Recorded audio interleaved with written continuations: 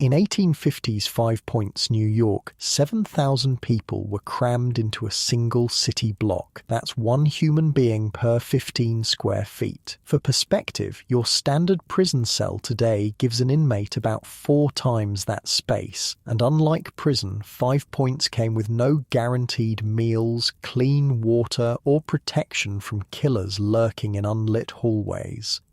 So if these stories help you relax or whatever, hit like or subscribe. Also curious where everyone's at, comment your city and time. Reading through last video's comments and seeing Miami, Manchester and Melbourne all in there. The internet's weird, right? So we're going back to 1850's Five Points tonight. But hold on, get yourself comfortable first. I mean it. Fix your pillows, grab that blanket. This one's worth settling in for.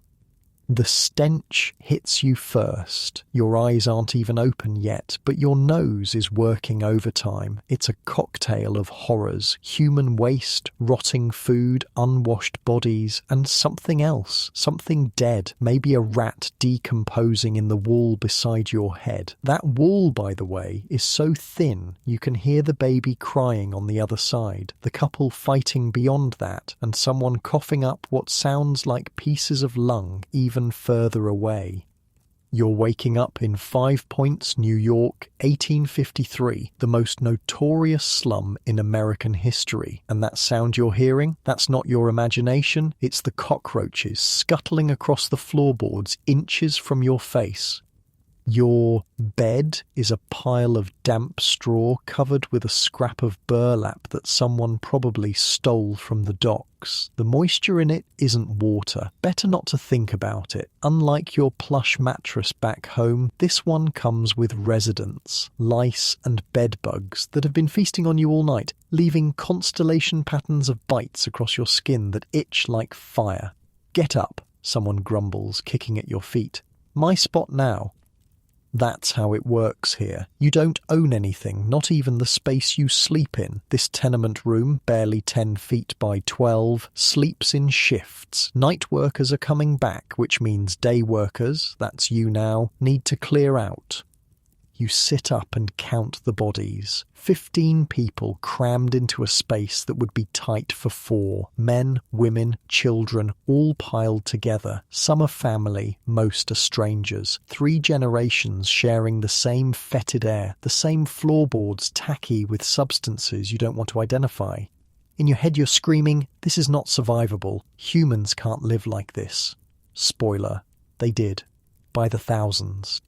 You knew? Asks a woman with a face so weathered she could be 30 or 60. Impossible to tell. She's Irish, you can tell from the accent, probably part of the massive wave that fled the potato famine only to find this American paradise. The pump's already got a line, she says, nodding toward the door. Better hurry if you want water today. Wait, did she say the pump?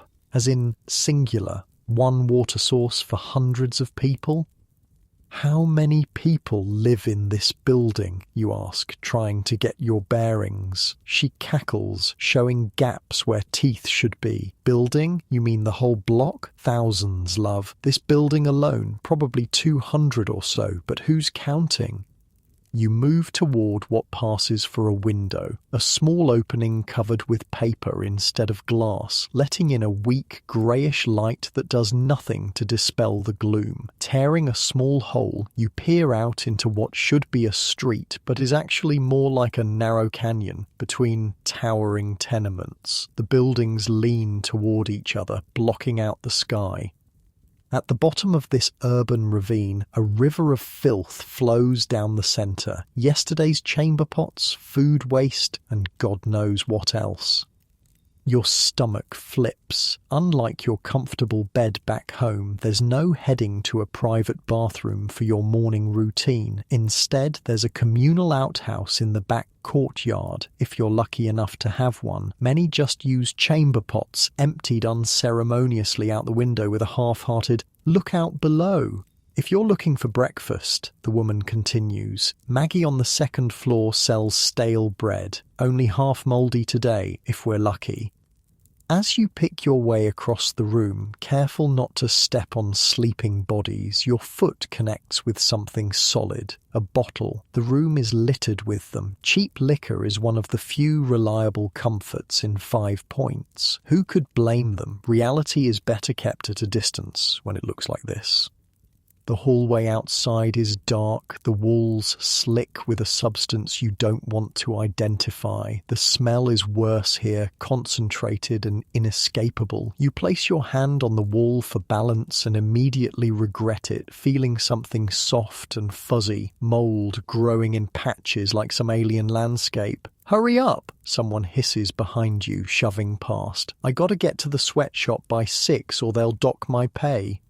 Following this shadow, you navigate down a staircase that creaks so ominously you're certain it will collapse. Each step bows in the middle, worn down by thousands of feet over decades. The building itself seems alive, groaning and shifting as people move through its decayed arteries.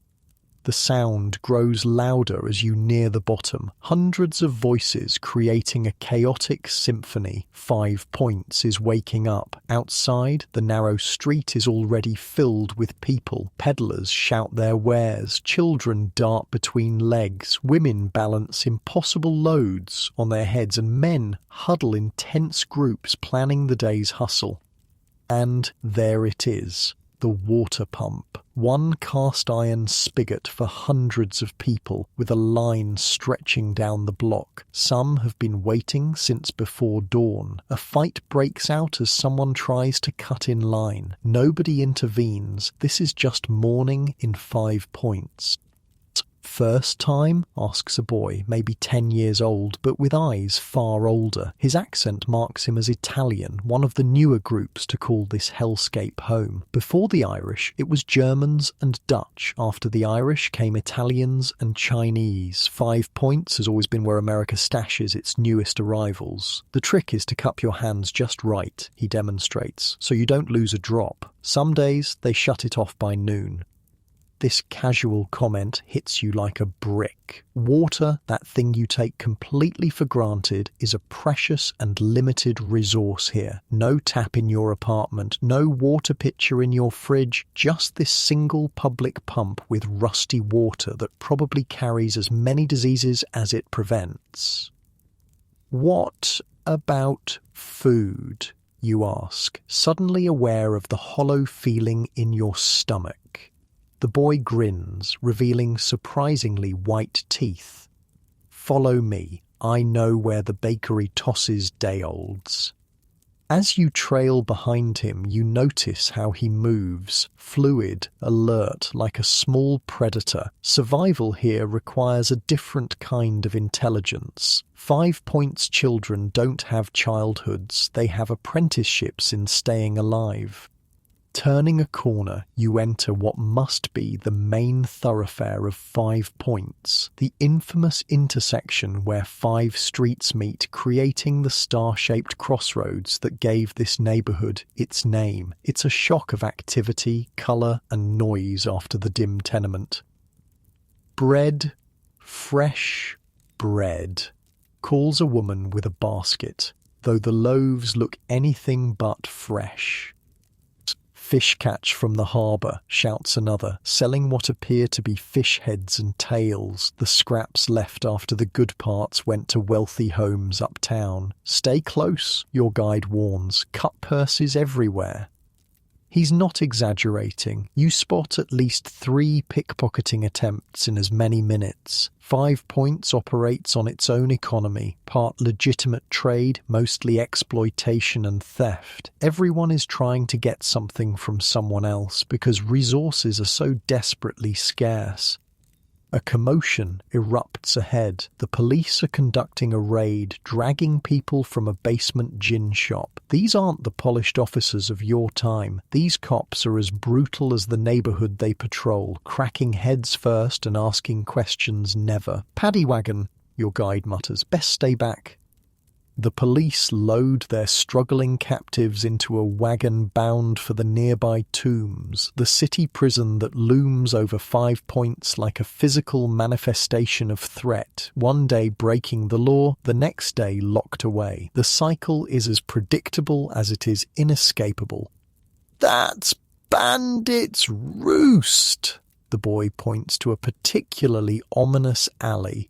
"Don't go there, ever!" You squint down the narrow passage, barely wide enough for two people to walk side by side. Men in bowler hats loiter at the entrance, sizing up passers-by with predatory calculation. The alley seems to funnel into darkness, leading to who knows what criminal enterprises beyond. "What happens there?" you ask, though you can guess. "People go in. Sometimes they don't come out." He shrugs, as if discussing the weather. "That's 5 Points." The casualness with which he addresses potential murder is perhaps the most disturbing part. Death here isn't an event, it's ambient background noise. People disappear daily to disease, violence, addiction, incarceration. No one has the luxury of mourning. A church bell rings somewhere, cutting through the cacophony. 6 o'clock. The boy's eyes widen. Gotta go, factory whistles about to blow. He darts away, vanishing into the crowd before you can thank him. All around, the energy shifts as 5 Points transitions from night to day fully. Those who have legitimate work in factories, sweatshops, or service rush to their posts. Those who survive through less official means stake out territories for the day's activities. Your stomach growls, reminding you of unattended needs. You haven't eaten, haven't found water, haven't figured out the most basic elements of survival, and it's only been an hour in 5 Points. A woman staggers past, eyes glazed from drink or lack of sleep or both. 3 small children trail behind her like ducklings, their clothes so ragged they barely qualify as clothing. The smallest can't be more than 4, already carrying a bundle of rags nearly as big as herself. Child labour isn't just common here, it's necessary for family survival. "Penny for the hungry?" asks an old man, his hand outstretched. His fingers are twisted from decades of manual labour, knuckles swollen with arthritis. What happens when you can no longer work in a place where your value is measured solely by your productivity? You reach for a coin before remembering, you have nothing to give. You're as destitute as everyone else here. The man's face hardens at your empty gesture, another broken promise in a life full of them. "Sorry," you mutter, but he's already moved on to the next potential donor. The sun has risen higher now, illuminating 5 Points in all its horrific glory. The tenements rise 5, 6, 7 stories high, with laundry strung between them like grotesque party decorations. Every window that can open is open, a desperate attempt to circulate air in buildings designed to maximize profit, not human comforts. And the people, my God, the people. Everywhere you look, bodies in motion. 5 Points makes Times Square look positively spacious. There's no concept of personal space, no bubble of privacy. Humanity exists in one churning collective mass. "You lost?" asks a woman balancing a basket of apples on her hip. Her accent places her as a native New Yorker, which makes her something of a rarity here. "Just taking it all in," you reply, unable to articulate the overwhelming assault on your senses. She snorts. "First day in the Points, you'll either be dead or wish you were by sundown." With that cheerful assessment, she moves on, calling out her wares. "Apples 2 for a penny."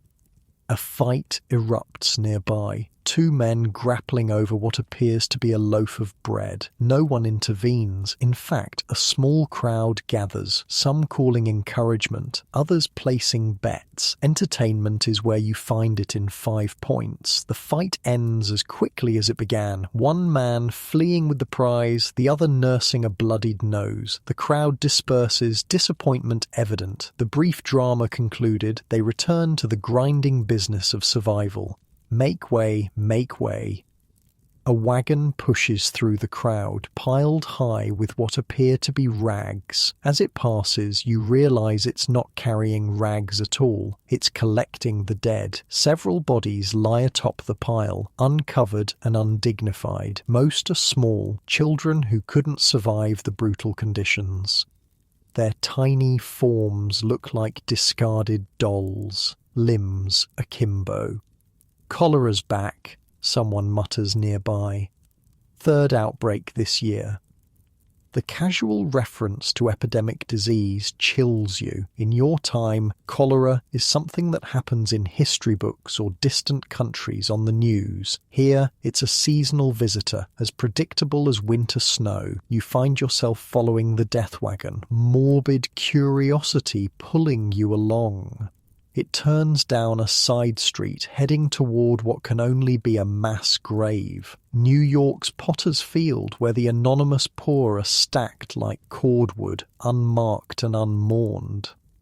"You looking for someone?" asks the driver, mistaking your horrified fascination for bereavement. "No, I've never seen..." He spits tobacco juice, narrowly missing your foot. "Stick around 5 points long enough, you'll see plenty. Might end up on my wagon yourself."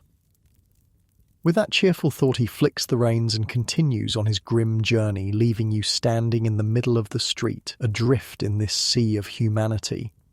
A bell rings again. 7 o'clock. The day has barely begun, and already you've witnessed more suffering than most modern Americans see in a lifetime. The weight of it sits heavy on your chest, making each breath an effort.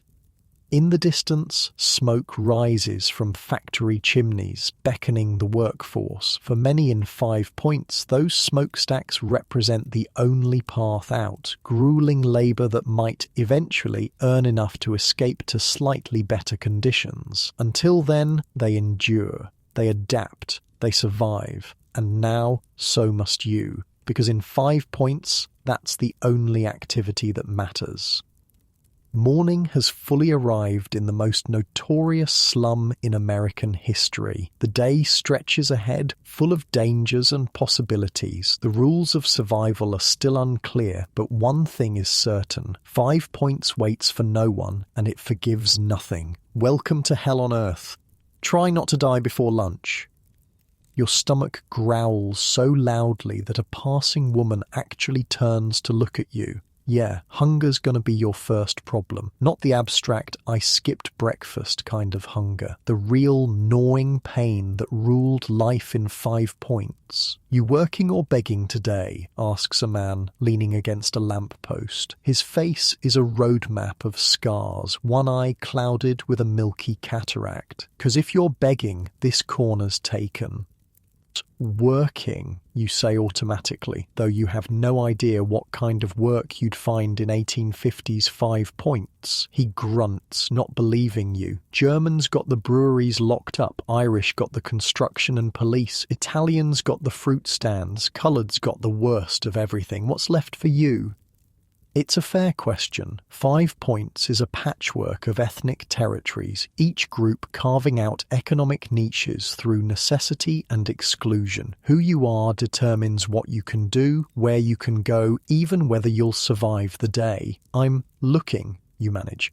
"Ain't we all?" He spits a stream of tobacco juice that narrowly misses your foot. "Try the rag shop on Mulberry. They're always hiring. Course, you'll be dead of consumption in a year, but that's life, innit?" With that cheerful advice, he turns away, already forgetting you. That's 5 points in a nutshell. Everyone's problem is their own problem. You sink or swim alone. The streets have transformed in the hour since you woke. Now they're rivers of humanity flowing toward work. Men with calloused hands and hollow eyes. women with babies strapped to their backs, and children. So many children, none looking like children should. Penny paper, getcha penny paper. A boy no older than 8 darts through the crowd, waving newspapers. His bare feet navigate the filthy street with practiced ease, dodging horse droppings and worse. Fire in the 4th Ward, 3 dead, read all about it. You follow him, figuring a newspaper might offer clues about jobs. He stops to make a sale, and you notice his hands, fingers black with ink, nails bitten to the quick. This kid has probably been working since he could walk. "Hey, paperboy," you call. "Where do people find work around here?" He sizes you up with eyes too old for his face. "Depends what you can do. Nothing? Then you're hauling at the docks. Got skills? Find your people. Irish with Irish, German with German, Italians down that way, Chinese keep to themselves. What about the factories?"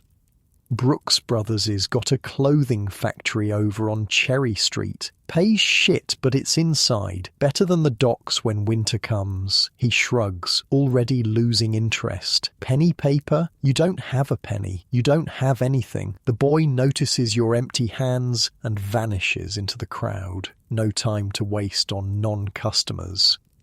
A police whistle shrieks nearby, followed by shouts. The crowd parts as 2 officers drag a struggling man toward a paddy wagon. His crime? Impossible to tell. Could be theft, public drunkenness, or simply being in the wrong place with the wrong complexion. "O'Malley finally caught Twisted Jack," says a woman selling apples from a cart. "Been robbing folk coming home from the factories for weeks." "That ain't Jack," her neighbour counters. "Jack's taller. That's just some poor bastard who couldn't run fast enough." They debate the merits of this arrest while the man's screams fade, swallowed by the rumble of wagon wheels on cobblestone. Justice in 5 Points is swift, brutal, and often misdirected. The morning sun struggles to penetrate the narrow streets, creating strange shadows between buildings. Despite the early hour, the air is already thick with coal smoke from factories and cooking fires. It catches in your throat, making each breath a conscious effort.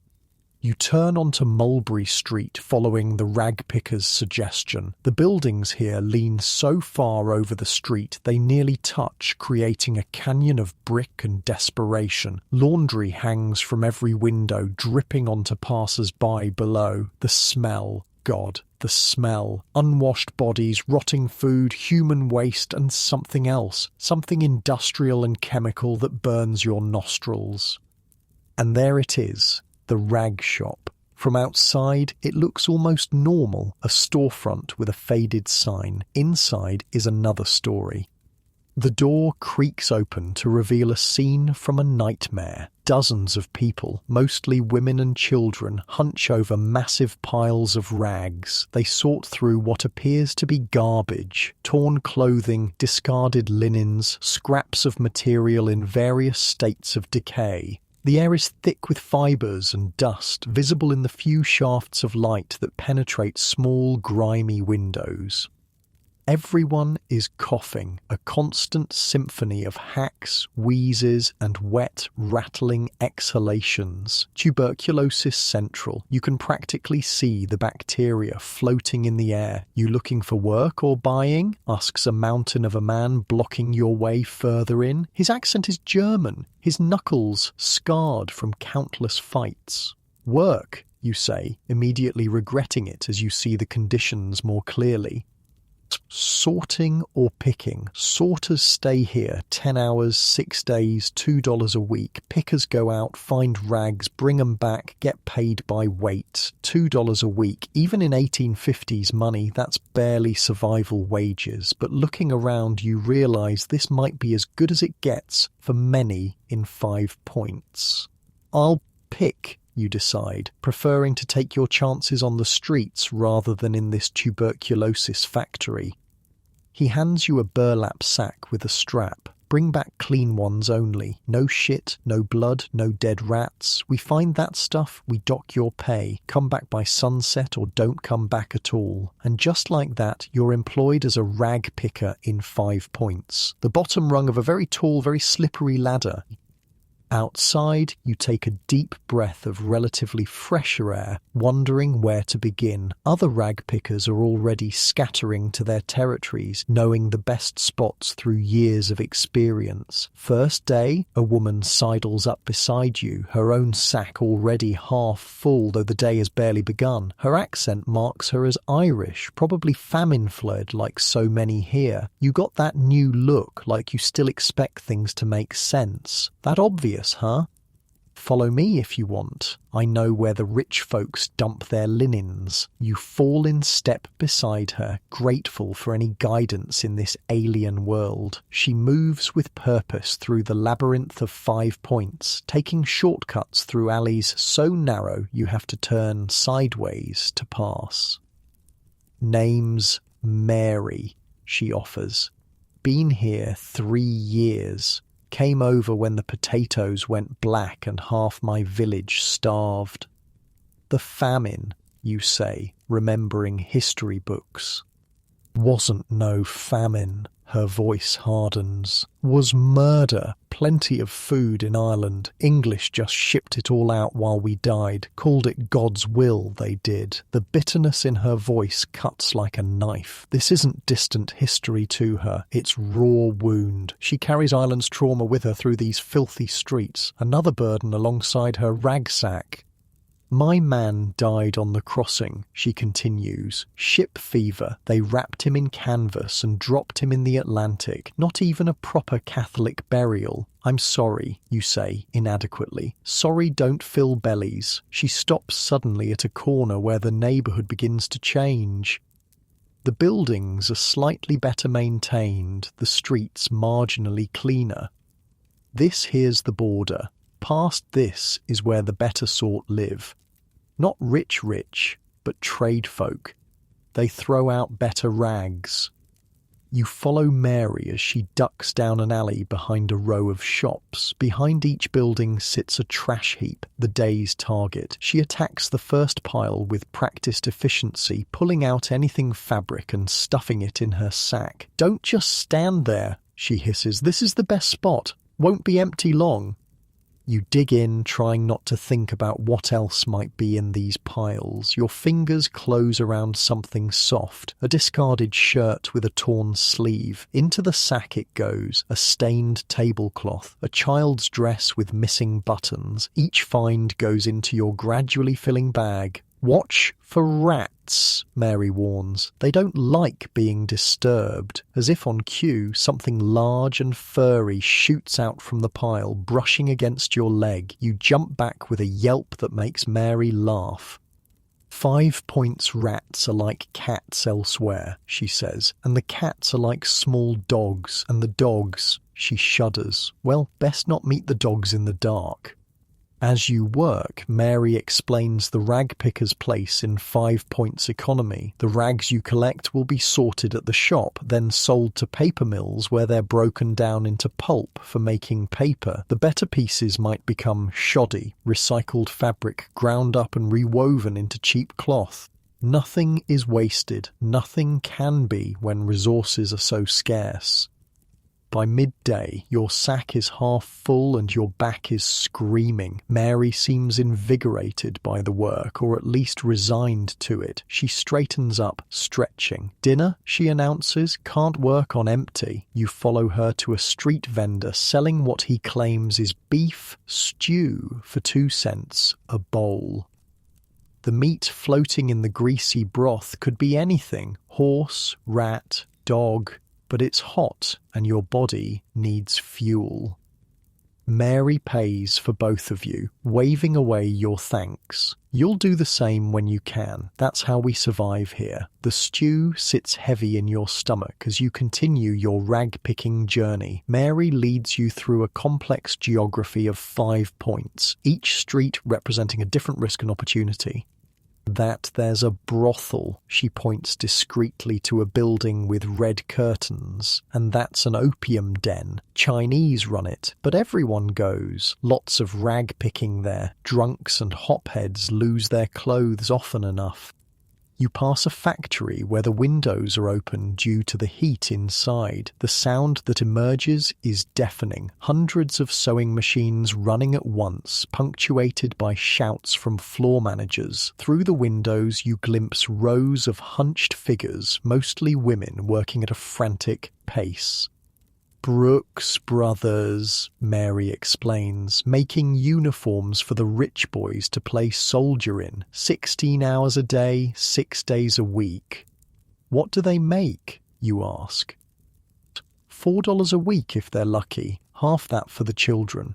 Children? She gives you a look like you're simple. Coarse children, tiny fingers, good for detailed work. They start at 6, 7 years old, better than chimney sweeping, which kills them faster.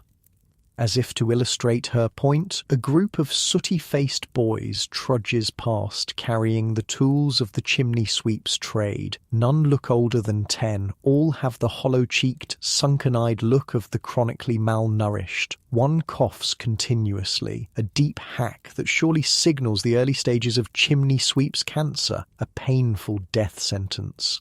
Least they work, Mary nods toward the boys, better than the gangsters. On cue, a group of tough-looking teenagers swaggers past wearing identical red kerchiefs, gang colours in 1850s New York. Dead rabbits, Mary whispers. Irish gang. They protect our neighbourhoods from the Bowery boys and the plug uglies. Course, they also shake down the shopkeepers for protection money.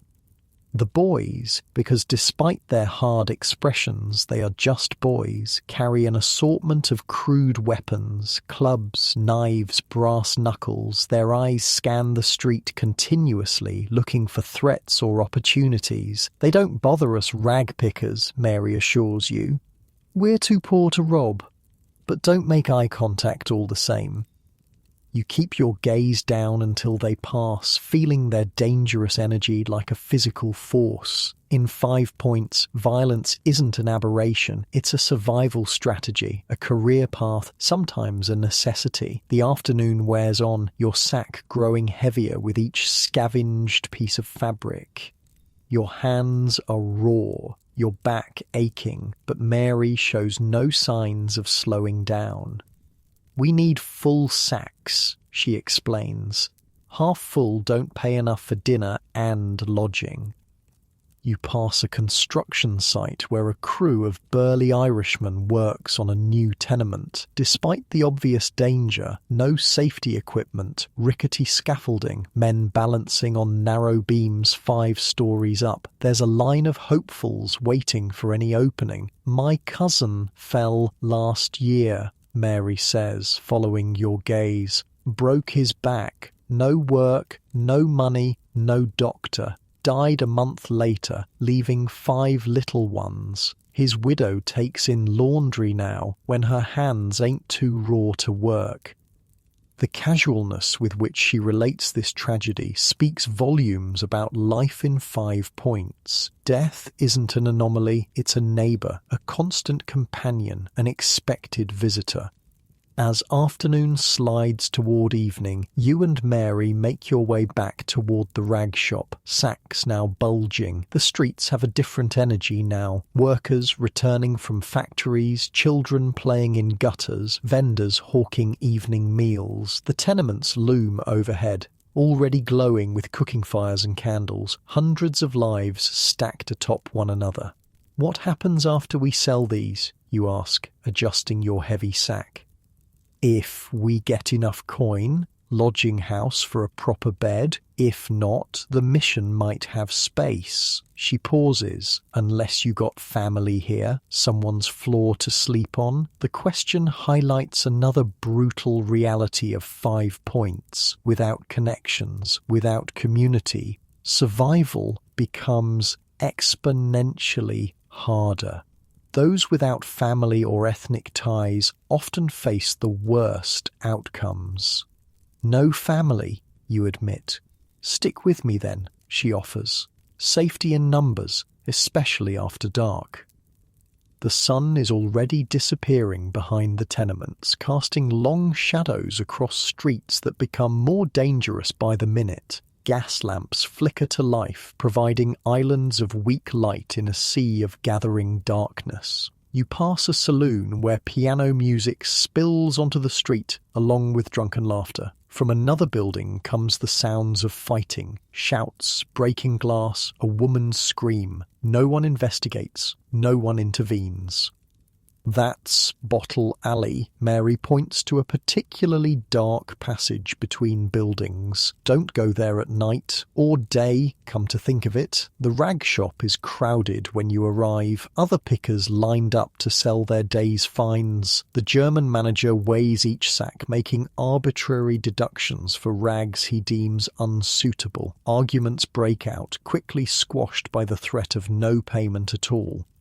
When your turn comes, your sack yields 37 cents, a fortune compared to what you expected, but barely enough for a meal and a bed. Mary does slightly better at 42 cents. Not bad for your first day, she says as you exit into the now dark street.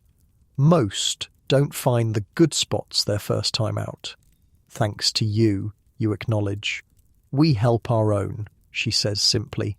Irish look after Irish, Italians for Italians, Chinese for Chinese. It's the only way.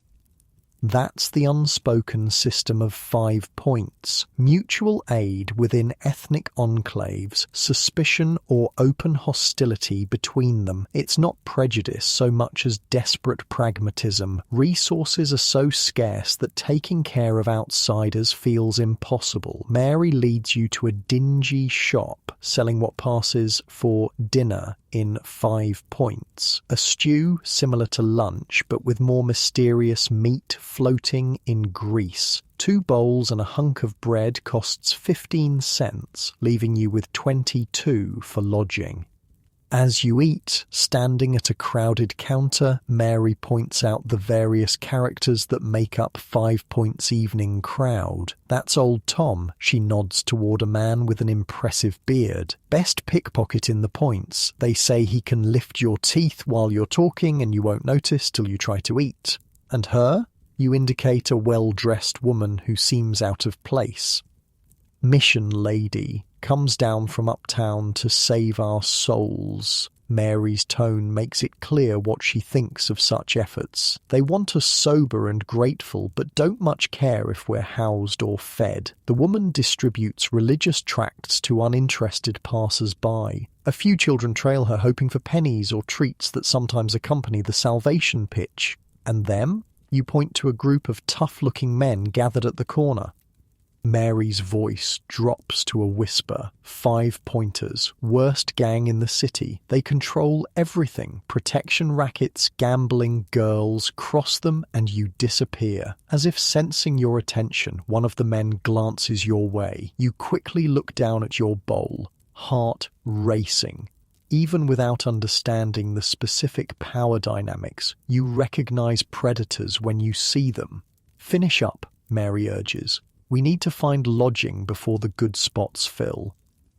The good spots turn out to be relative. Mary leads you to a lodging house on Baxter Street, a 5-story tenement with rooms subdivided into impossibly small sleeping spaces. For 20 cents each, you get floor space in a room with 14 other people, a luxury compared to those who sleep in shifts or in the streets. Home, sweet home, Mary says with grim humour as you enter the dark, fetid room. Find a spot and hold it, and sleep with anything valuable under your head, or it won't be there come morning. You settle onto a patch of bare floor, using your coat, which you've mysteriously acquired in this historical nightmare, as both mattress and pillow. Around you, the sounds of 5 Points at night filter through thin walls. Arguments, laughter, crying babies, drunken singing, occasional screams. First day's the worst, Mary says, curling up nearby. After a while, you stop noticing how bad it is. That's when you know 5 Points has got you for good. As you lie there, body aching from unaccustomed labor, you wonder about the people who lived this reality not as a historical tourism experience, but as their actual lives. How did they endure? What kept them going in conditions that seem unsurvivable? The answer, perhaps, lies in Mary's matter-of-fact resilience. The people of 5 Points survived because the alternative was death, and human beings will endure almost anything to live one more day. They created community where none should have been possible. They found moments of joy in a landscape of suffering. They persisted. Tomorrow will bring another day of rag picking, another struggle for pennies and survival. But for now, in this crowded room full of strangers bound by common poverty, there is a strange kind of peace. Not comfort, never that, but the collective exhale of people who've made it through one more day in America's most notorious slum. Outside, 5 Points continues its nocturnal transformation, becoming even more dangerous as darkness provides cover for its worst elements. But that's a problem for tomorrow. For now, exhaustion pulls you toward unconsciousness. Your first day of work in 5 Points complete. You've survived. In this place, that counts as victory. Sleep in 5 Points doesn't last long. You're jolted awake by someone stepping over you in the dark, heading out for early morning work. Your back aches from the hard floor, and there's a suspicious wetness seeping through your coat from whatever was spilled there before you claimed the spot. Mary is already up, tying back her hair with a frayed ribbon. "Best get moving," she mutters. Stay too long and they charge another night's lodging. Outside, 5 Points is transforming again. Not quite night, not quite day, that strange in-between time when the night workers stagger home and the day workers emerge, bleary-eyed and hungry. The streets buzz with a different energy now, less frantic, more social. "This way," Mary says, tugging your sleeve. "Might be coffee at the mission if we hurry." You follow her through streets that seem different in the early light. The same buildings, sure, but the mood has shifted. Neighbours call greetings to each other. Women chat as they haul water from the pump. A group of children kicks a ball made of rags in a rare moment of actual childhood. For all its horrors, 5 Points has a community, several overlapping ones in fact. The mission sits at the edge of the neighbourhood, a plain building with a cross over the door. A line has already formed, mostly women and children hoping for breakfast. The smell of weak coffee and porridge makes your stomach growl embarrassingly loud. "Stand up straight," Mary instructs, pinching colour into her pale cheeks. "Look poor but respectable. They like to think they're saving the deserving poor, not the regular kind." You take your place in line, practicing your respectable but needy expression. Ahead, a stern-faced woman in a high-collared dress examines each supplicant before granting or denying entry. "She's brutal," whispers a woman behind you, a baby balanced on her hip. Last week she turned away the O'Malley family because Mr. O'Malley had the smell of whiskey on him. 6 kids went hungry because their da had a nip to warm up before his night shift. The mission lady, clearly from one of the wealthy uptown neighbourhoods, looks down her nose at a young Italian woman switching to painfully slow English. "Have you found Jesus?" she enunciates, as if speaking to a toddler, the Italian woman, who probably speaks better English than she's letting on, shrugs and nods vigorously. See, Jesus, very good. Food, please?" The mission lady sighs but waves her in, another soul nominally saved in exchange for lukewarm porridge.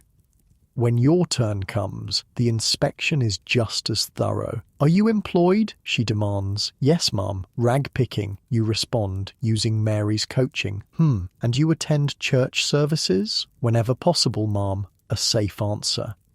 She seems satisfied and waves you through. Inside, the mission is clean but sparse. Wooden benches around plain tables, biblical quotes painted on the walls. A harried-looking man dispenses coffee from a massive pot while two young women serve porridge from steaming cauldrons.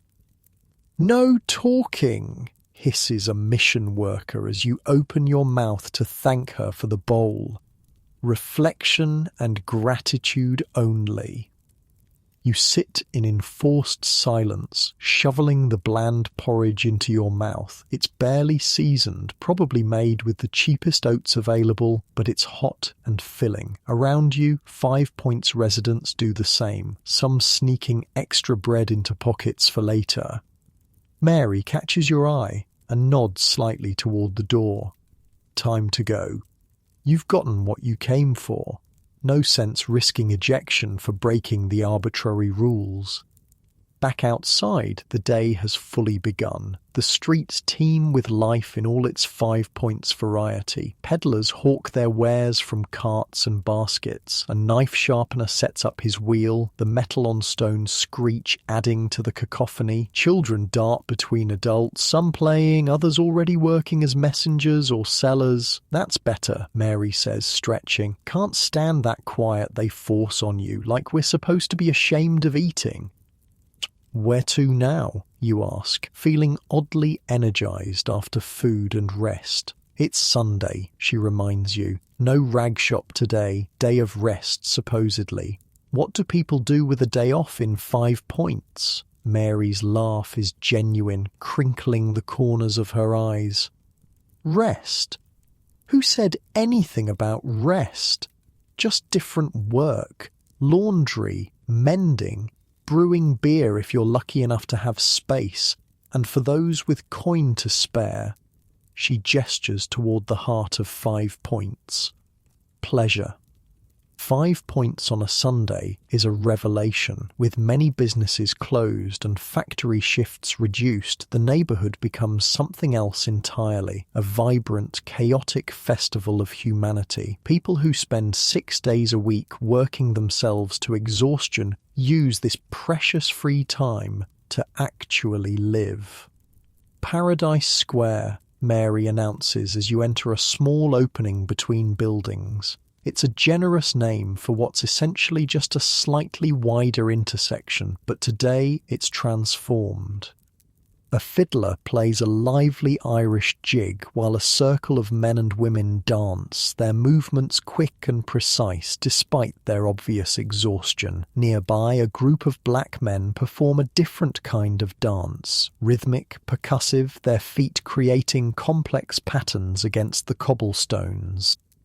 "Step dancing," Mary explains, nodding toward the Irish dancers, "and that there's tap dancing. The coloureds invented it, but now everybody's mixing it up together. Best dancers in 5 Points do both styles. The music is infectious, spilling out from bars and street corners. Irish fiddles blend with African drumming. Someone plays a Chinese erhu, its wailing strings cutting through the din. 5 Points may be segregated in many ways, but its sounds have no boundaries." "Mary O'Sullivan, that really you?" A burly man with an impressive moustache pushes through the crowd, arms outstretched. Mary's face lights up with recognition. "Paddy Mulligan, when'd you get out of the tombs?" "Tuesday last. Judge took pity, reduced my sentence."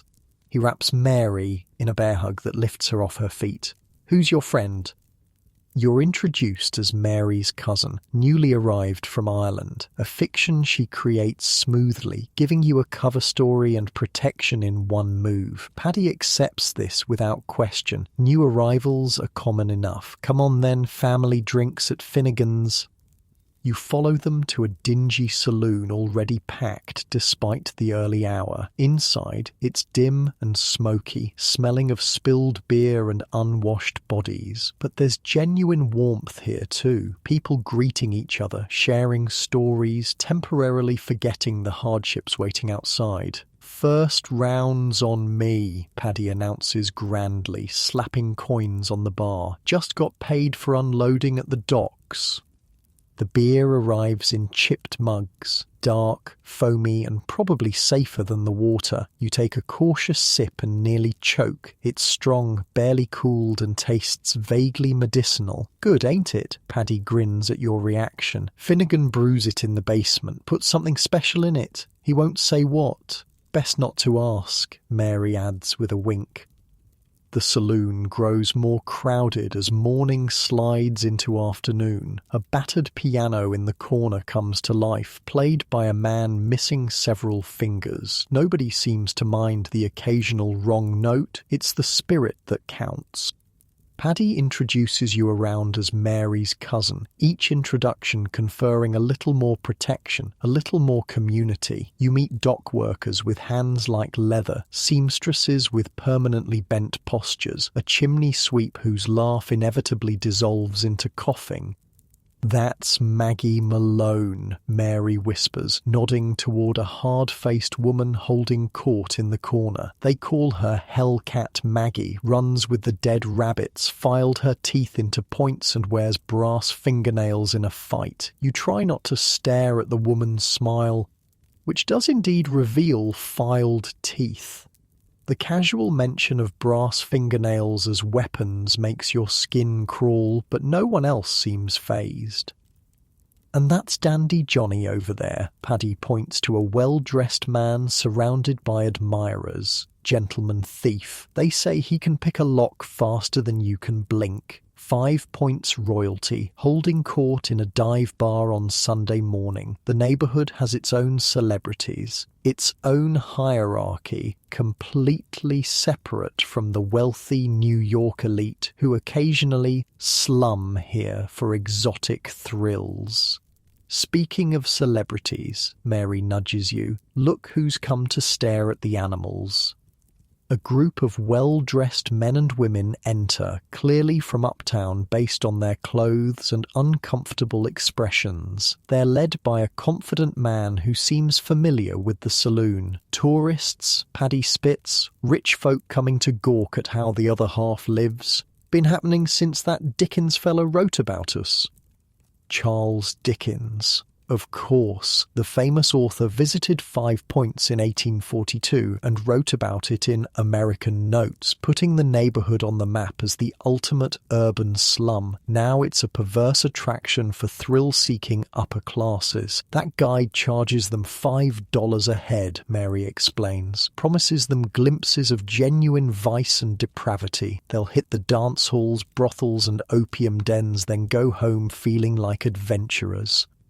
The tourists move through the saloon, barely concealing their mixture of fascination and disgust. One woman holds a perfumed handkerchief to her nose, eyes wide above it. They don't speak to any residents, just observe as if visiting a zoo. Next, they'll want to see the Irish jig, Paddy predicts bitterly, like we're performing monkeys. Sure enough, the guide announces that the group will now witness authentic ethnic dancing at Paradise Square. They file out, leaving behind the scent of expensive cologne and the bitter taste of being treated as exhibits. "Let's get some air," Mary suggests, sensing the darkening mood. Outside, 5 Points has fully embraced its day of leisure.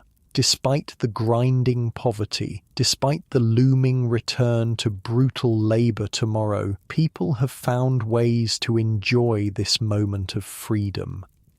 Children play games with improvised toys, marbles made from clay, hoops from old barrel rings, balls from bundled rags. Women gather on stoops, mending clothes and sharing gossip. Men pitch pennies against walls or gather around makeshift gambling tables, risking their meagre earnings for the chance at something more. "Look there," Mary points to where the cobblestones open up around Paradise Square. "That's what the tourists really came to see." A crowd has gathered around 2 men locked in what appears to be a dance battle. One, a tall black man, performs intricate footwork that creates percussion against the street. The other, an Irish lad barely out of his teens, responds with his own steps, attempting to match and then surpass his opponent's complexity. Master Juba against Jack Diamond, Paddy explains, pushing closer for a better view. Best dancers in the points. Master Juba, William Henry Lane, was a legendary figure in 5 points, one of the few black performers to achieve fame among white audiences as well. His fusion of Irish step dancing with African rhythms was creating something entirely new before your eyes, what would eventually be known as tap dancing. The crowd erupts as Juba executes a particularly complex sequence, his feet moving almost too fast to follow. 5 points residents of all backgrounds cheer together, ethnic divisions temporarily forgotten in appreciation of genuine artistry. That's 5 points for you, Mary says, a touch of pride in her voice. Worst place in America, they say, but we made something they ain't got nowhere else. It's true. For all its squalor and danger, 5 points has become an unlikely cultural cauldron, mixing European, African and Asian traditions into something uniquely American. The neighborhood's very density forces different groups into contact, creating frictions, but also unexpected collaborations. As the dance battle concludes with good-natured handshakes, the crowd disperses toward other Sunday entertainments. Some head for churches, Catholic, Protestant, or storefront congregations with their own unique traditions. Others drift toward the theatres that offer cheap seats and bawdy shows. Come on, Mary tugs your sleeve. While the mission ladies are in church, the boxing starts. She leads you down a narrow alley and through a nondescript door into what appears to be a basement tavern. The room is packed with bodies, all focused on a cleared space in the centre where 2 shirtless men circle each other, fists raised. Bare knuckle, Paddy explains, appearing beside you with fresh beers. None of them fancy Queensberry rules here. The fighters are evenly matched, 1 Irish, 1 German, both with the hard, lean bodies of men who perform physical labour 6 days a week and fight for extra coins on the 7th. Blood already streams from the Irishman's eyebrow, but he grins through it, seemingly energised by the damage. Bets change hands rapidly, shouted across the room in multiple languages. You noticed Dandy Johnny from the saloon earlier, moving through the crowd collecting wagers in a small notebook. 5 points might be dirt poor, but where there's entertainment, there's gambling. The fight is brutal and quick. The German catches a solid right to the jaw and goes down hard. The crowd roars, money changes hands, and almost immediately 2 new fighters take the centre. Brothers, Mary explains over the noise, fighting to see who takes their father's place on the docks after he lost his arm in the machinery. The casualness with which she describes this family tragedy, 2 brothers literally fighting for the chance to work a dangerous job, highlights again the matter-of-fact relationship 5 points residents have with hardship. It's not dramatic to them, it's Tuesday. The basement grows hotter and more raucous with each fight. You find yourself swept up in the energy, shouting alongside strangers, momentarily forgetting the grim realities waiting outside. This, you realise, is the point, a few hours of escape, of sensation not directly tied to survival. Last fight, someone announces. Champion challenge. The crowd parts to reveal a mountain of a man, bare-chested and scarred from countless previous battles. He scans the room with practiced arrogance. $5 to anyone who can last 3 minutes with Butcher Bill. Silence falls as men assess their chances against this human battering ram. $5 is nearly a week's wages for many here. A tempting prize, but at what cost? A young man steps forward, skinny but wiry, with the calloused hands of a labourer. I'll take that bet. Murmurs ripple through the crowd. That's Johnny Sullivan's boy, someone whispers. Father of 6. Desperate since the factory closed. The mismatch is painful to watch. The young father is game but outclassed, taking punishing blows while landing few of his own. Blood sprays from his nose, yet he stays upright through sheer determination. "Think of the children," someone shouts, encouragingly or mockingly. It's hard to tell. Somehow, impossibly, the young man is still standing when a pocket watch is produced and 3 minutes declared. The crowd erupts in cheers as $5 are pressed into his swollen hand. "Worth it?" you ask Mary, watching the man gingerly touch his possibly broken nose. "His family eats for a week," she shrugs. "You tell me." The brutal calculus of 5 points, weighing physical suffering against hunger, dignity against survival. Every choice comes with costs, none of them fair. As you emerge from the basement, blinking in the late afternoon light, 5 points has shifted again. The revelry continues, but with a sharper edge, as alcohol flows freely and old grievances resurface. Arguments break out more frequently. The police presence increases, officers moving in pairs through streets they'd avoided earlier. "Best head back soon," Mary advises. "Sundays get rough after dark." But there's one more 5 points institution she wants to show you first. She leads you to a narrow building wedged between two tenements, its windows glowing with warm light. "McSorley's," she announces. "Been here forever. Will be here after we're all dust." Inside, the famous ale house is packed but surprisingly orderly. Unlike the rough saloons elsewhere in 5 points, McSorley's maintains certain standards. No hard liquor, no women, except Mary, who's clearly an exception by virtue of neighborhood respect, and absolutely no fighting.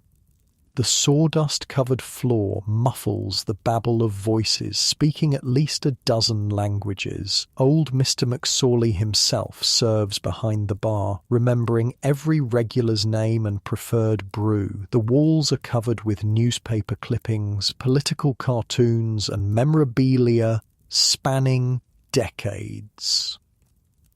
"Heart of the points, this place," Paddy says, somehow having found you again. "When the neighbourhood started going bad, McSorley's stayed good."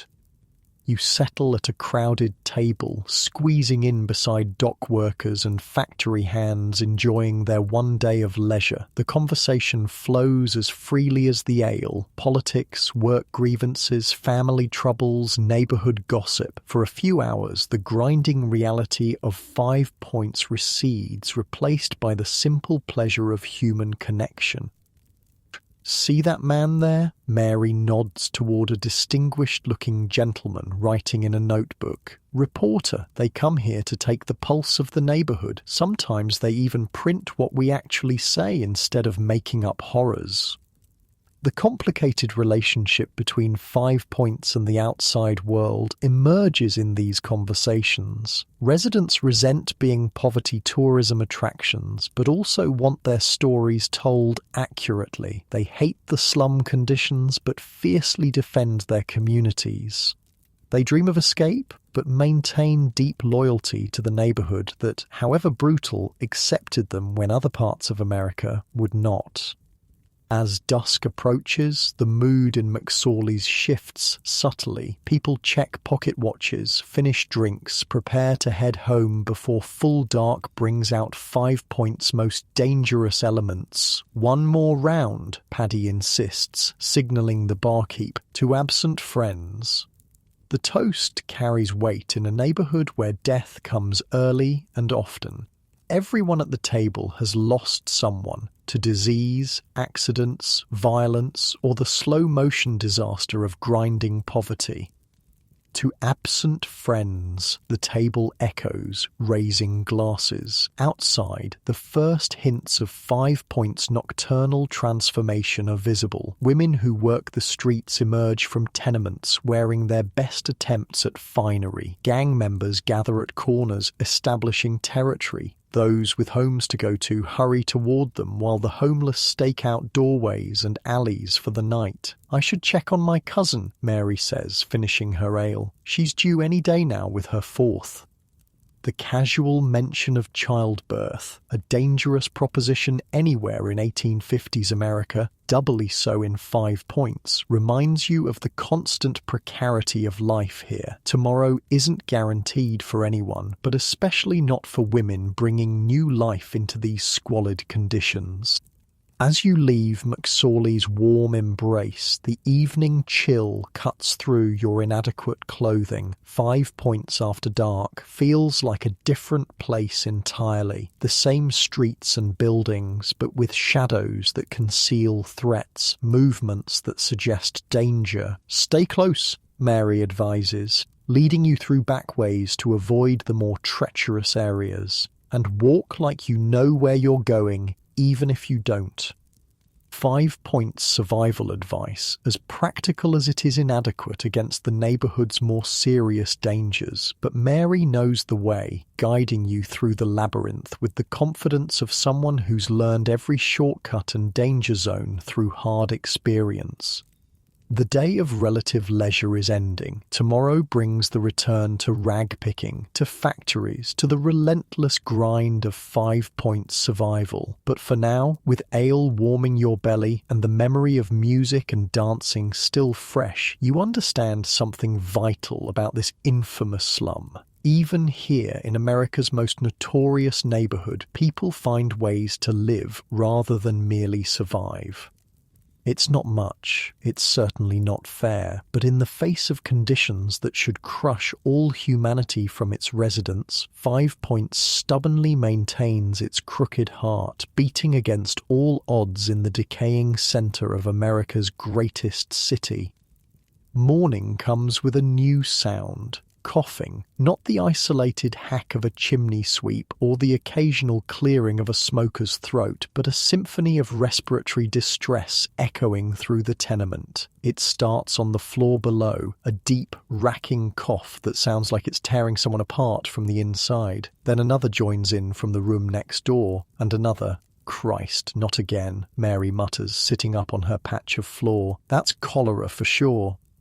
The word hangs in the air, heavy with implication. Unlike your world with antibiotics and modern medicine, cholera in 1850s 5 Points is a death sentence for many. It spreads through contaminated water, which describes virtually all water in the neighborhood.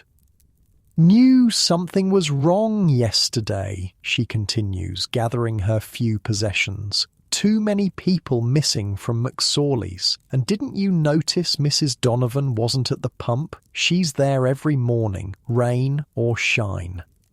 You hadn't noticed, not knowing the neighborhood's rhythms yet, but now that Mary mentions it, there was a strange tension underneath yesterday's revelry, a forced quality to the celebrations, as if people were trying to ignore something ominous lurking beneath the surface. "What do we do?" you ask, already dreading the answer. "Do? We keep living." Mary's face hardens. "We work. We eat if we're lucky. We stay away from the sick if we can. And we pray it passes us by." The brutal pragmatism of 5 Points hits you again. There are no sick days, no quarantine protocols, no safety nets. The choice is simple: work despite the epidemic or starve because of it. Outside, the neighborhood feels different. People move faster, avoid eye contact, keep their distance when possible, which isn't very, given the crowding. A miasma of fear hangs over the already filthy streets. "Don't drink the water," Mary warns, though you hardly needed the advice. Not that you should anyway, but especially not now. Beer and whiskey only. The alcohol kills the bad humours. Her folk medicine isn't entirely wrong. Alcohol might actually be safer than the contaminated water. But it's hardly a solution for children, pregnant women, or those who can't afford it. At the corner of Mulberry and Bayard, a crowd has gathered. At its centre, a man in a dark suit reads from an official-looking document. By order of the Metropolitan Board of Health, all residents of the affected buildings must vacate immediately for fumigation. "Bloody hell," mutters a man next to you. "They're clearing out the Bend." Mulberry Bend, the most notorious section of an already notorious neighbourhood, the curved street lined with the worst tenements, the most overcrowded buildings, the highest disease rates. If cholera has taken hold there, it could sweep through all of 5 Points like wildfire. "They never do this for just one case," Mary whispers. "Must be dozens already." A woman pushes forward, her face contorted with rage. "Where are we supposed to go?" she demands of the health official. "You're putting us out with nowhere." The man barely glances at her. "That's not the department's concern. You may return when the buildings are declared safe."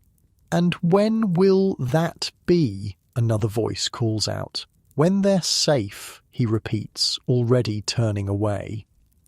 The crowd's mood darkens dangerously. These are people with nowhere else to go, being forced from even their miserable homes with no alternatives offered. The health official senses the shift and signals to several policemen standing nearby who move forward, hands on their batons. "Don't get involved," Mary warns, pulling you back. "That's how people end up in the tombs." As if to emphasize her point, a shouting match erupts into violence. A man lunges at the health official, is intercepted by police, and goes down under a flurry of baton strikes. Women scream, children cry. 5 Points justice, swift and merciless. "Come on," Mary tugs harder. "Rag shop will be open despite everything. Cholera don't stop commerce." She's right. When you reach the shop, it's business as usual. The German manager hands out sacks without comment on the epidemic raging just blocks away. Profit margins are too thin, competition too fierce to close for something as common as disease. Uptown today, Mary decides. Better pickings and further from the sickness. You follow her north, away from 5 Points proper and into slightly better neighbourhoods. The buildings here are still tenements, but marginally better maintained. The streets, while not clean by modern standards, have less visible filth, but the real difference is the people. Fewer of them, for one thing, and less desperate looking. "Don't stare," Mary advises. "Act like you belong, or the shopkeepers call the police." You try to adopt her purposeful stride, though everything about this slightly more prosperous area fascinates you. The social gradient is visible on every corner. The further from 5 Points, the better the conditions, block by block. "My cousin died in the cholera outbreak of 49. Mary says suddenly as you pick through a promising trash heap. 3 days from first symptoms to death. Healthy as a horse until then. 22 years old. The casual mention of such personal tragedy speaks volumes about life expectancy in 5 Points. Death isn't unexpected, it's routine, especially from disease. What causes it, you ask, though you already know the answer from history books. Mary shrugs. Bad air, they say. Miasmas. That's why they're fumigating the buildings. She's not wrong. The germ theory of disease is still in its infancy in the 1850s. Most people, even doctors, believe disease spreads through foul air rather than contaminated water or person-to-person contact. As you work, you notice other signs of the outbreak's impact. A house with a black crepe ribbon on the door, someone already dead inside, a doctor's carriage outside a better tenement, the horses stamping impatiently while their owner tends to those who can afford his services. And, most telling, the absence of children playing in the streets. They've been kept inside, a futile attempt at protection. Heard the alderman's daughter died yesterday, says a rag picker who joins your scavenging. Uptown girl who came to do charity work at the mission, 20 years old. That'll change things, Mary predicts grimly. Poor folk dying is expected, rich folk dying gets attention. She's right again. 5 points. Disease outbreaks become civic emergencies only when they threaten to spread beyond the slum's boundaries. The lives of its residents are considered expendable. The lives of the wealthy are not. By midday, you've heard a dozen cholera stories, each more horrific than the last. The woman who went from healthy to dead in 18 hours. The family of 6 found dead in their room, bodies blue-black with disease. The building where so many died they stacked corpses in the hallway until the death wagon came. Stop listening, Mary advises, seeing your growing horror. Nothing you can do except keep living. But ignoring the epidemic becomes impossible when you turn a corner and come face to face with its consequences. A death cart loaded high with bodies, men in protective cloths wrapping yet another victim, a small child whose mother wails inconsolably nearby. The corpse wagon attendants wear cloths soaked in vinegar over their faces, an inadequate protection against what they don't yet understand is waterborne bacteria. Jesus, you whisper, the scene searing itself into your memory. This isn't a history book illustration or a museum exhibit. It's happening right in front of you, the brutal reality of pre-modern disease. Keep moving, Mary says, but her voice lacks conviction. Even she, hardened by years in 5 points, finds this scene difficult to witness. The afternoon brings more grim evidence of cholera's hold on the neighborhood. Buildings marked with quarantine signs, sidewalks sprinkled with lime in a misguided attempt to purify the air, people carrying bundles of possessions evicted from fumigated tenements with nowhere to go. We should check on Paddy, Mary suggests, clearly worried about your friend from yesterday. His building's right in the worst of it. You detour back toward 5 points proper, your sack only half full, but concern for Paddy overriding the need for more rags. The streets feel eerily quiet for midday. Many businesses closed, windows shuttered. Paddy's building stands at the curve of Mulberry Bend, a particularly squalid 5-story structure leaning precariously to one side. Even from outside you can hear coughing from multiple rooms. Paddy Mulligan, Mary calls up toward what she knows to be his window. You alive in there? A pale face appears at a 3rd-floor window. Mary, that you? It's me, they letting you stay? For now. His voice sounds weaker than yesterday. Half the building's down with it. Finnegan died this morning. Old Mrs. Cohen too. Mary's face tightens. You got symptoms? A pause. Just a little stomach trouble. Nothing serious. The lie hangs in the air.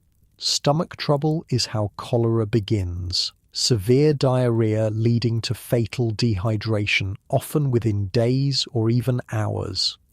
I'll bring you water, Mary offers, then catches herself. No, not water, whiskey. Clean the gut better. Don't come in, Paddy warns. Not safe. I'll manage. Another lie. Without help, without clean water, without medical care, Paddy's chances are slim. But what can you do? 5 points offers no good options, only degrees of terrible. We'll check tomorrow, Mary promises, her voice falsely bright. Rest up. She turns away, her face crumpling once Paddy can't see her. He's not going to make it, she whispers. That's the cholera look already. Sunken eyes, hollow voice. You want to argue, to offer hope, but what's the point? She knows 5 points better than you ever will. She's seen this play out before. As afternoon slides toward evening, the neighborhood grows even quieter. The usual vendors are missing from street corners. Few children dart between buildings. Even the police patrols have thinned, officers apparently reluctant to risk exposure. Where will we sleep? you ask, suddenly realizing your lodging house might be quarantined. Mission, maybe, Mary suggests without conviction. Or we pay extra for a room further uptown. Depends what we make today. You continue working, though your heart isn't in it. Every discarded garment now carries the spectre of disease. Was this shirt taken from a cholera victim? Did these rags once clean up a sick room? By late afternoon, you've cobbled together enough material to justify returning to the rag shop.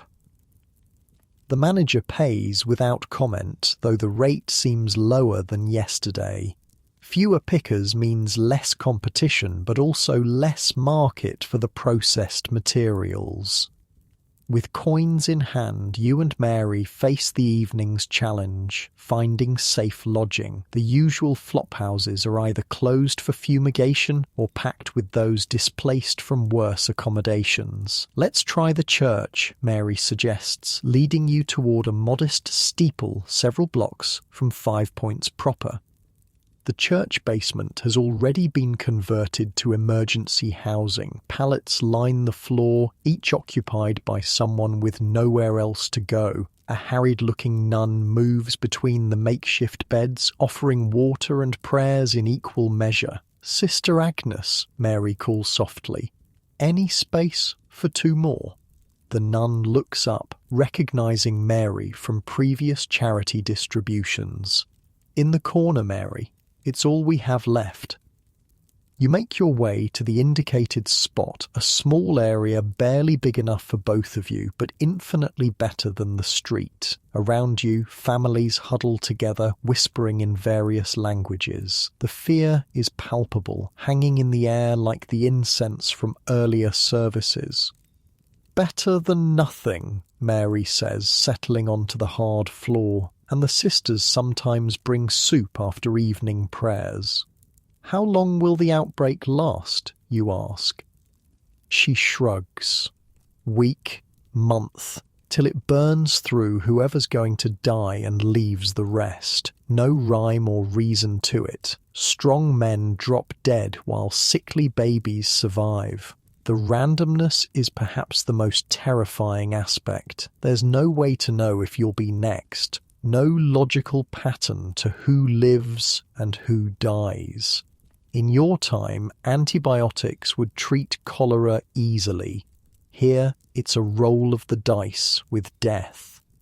Sister Agnes returns with 2 bowls of thin soup and hard bread. "God bless you," she says automatically, already moving to the next displaced family. You eat in silence, the church basement quiet except for muffled coughing and children's whimpers. It's a marked contrast to yesterday's lively scenes at Paradise Square and McSorley's, as if the neighbourhood holds its collective breath, waiting for the invisible killer to pass. "My mother used to say sickness was God testing our faith," Mary says suddenly. "But I reckon if God wanted to test rich folk, he'd give them cholera too. The bitter theology of 5 Points, a God who seems to punish poverty with disease, who allows children to die in squalor, while the wealthy remain safe in their uptown mansions. No wonder many here turn away from the church's promises." As night falls, candles provide the only light in the basement. Sister Agnes leads those willing in evening prayers, Latin words echoing against stone walls. Some join in, finding comfort in ritual. Others turn away, their faith another casualty of 5 Points hardship. "I keep thinking about Paddy," Mary whispers when prayers finish. "Alone up there, sick with no one to help." "Could we go back?" you suggest. "Bring him here?" She shakes her head. By now, he's either better or much worse. And if it's worse, she doesn't finish the thought. She doesn't need to. Sleep comes fitfully on the hard church floor, not like your soft bed back home with its clean sheets and absence of epidemic disease. Around you, others toss and turn, cough and whisper. A child cries out from a nightmare. An old man prays continuously under his breath, Latin phrases a shield against invisible terrors. You wake at dawn to a nun gently shaking your shoulder. "Wake up," she urges. "The health inspectors are coming. They need to clear the church." Half asleep, you gather your few possessions, joining the shuffle of displaced people returning to streets that offer no sanctuary. Outside, 5 Points is transformed yet again, this time by fear rather than celebration. A bell tolls in the distance, not for services, but marking another death. Then another bell joins in, and another. The epidemic has grown overnight, the toll rising with the sun. "We should check on Paddy," Mary says, though her tone suggests she expects the worst. The walk to Mulberry Bend feels longer today, each step weighted with dread. The streets are even emptier than yesterday, those who can stay inside doing so. Those who can't, who must work or starve, move quickly, avoiding contact. Paddy's building stands as before, but something's changed. No faces at windows, no sounds of life, and on the door, a newly painted red X, the mark of quarantine. "No," Mary whispers, her face draining of colour. "No, no, no." A police officer blocks your approach. "Building's under quarantine," he states flatly. "No one in or out." "But our friend's in there," Mary protests. "Paddy Mulligan, 3rd floor." The officer's face softens slightly. "Mulligan? They took him to Bellevue Hospital last night. Bad case." "He's alive?" Hope creeps into Mary's voice. "Was when they loaded him. That's all I know." It's something, a sliver of possibility in an otherwise hopeless situation. Bellevue, New York's oldest public hospital, offers little better than the tenements in terms of medical care, but at least Paddy isn't alone in his room, waiting for death. "What about the others?" you ask, gesturing towards the building. The officer's face closes again, either at the hospital or the morgue. Building's empty now, they're fumigating it today. The casual brutality of epidemic management in 1850s New York: empty the infected buildings, send the sick to overwhelmed hospitals, bury the dead in mass graves, and fumigate with chemicals that do nothing against bacteria they don't know exists. Then reopen the buildings and start the cycle again with the next wave of desperate tenants. "We should go uptown again," Mary says as you walk away. "Work while we can. Cholera waits for no one." The grim joke falls flat, but you understand her need to keep moving, keep working. In 5 Points, stopping means dying, whether from disease or starvation or violence. There is no rest, no recovery time, no moment to process the continuous trauma. You spend the day as before, picking through trash heaps for salvageable rags, now with the added fear of contamination. Every cough nearby makes you flinch. Every pale face suggests incipient disease. The coins you receive in payment might carry death on their surfaces. "My sister survived the 32 outbreak," Mary offers as you work. "Said half her building died, including our parents. She was sick too, but pulled through somehow. Said she was never the same after, weaker, tired all the time."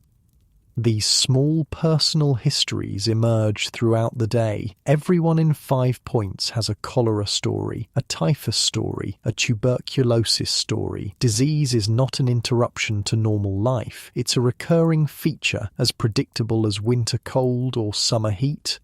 By evening, rumours spread of declining new cases, though whether true or wishful thinking is impossible to tell.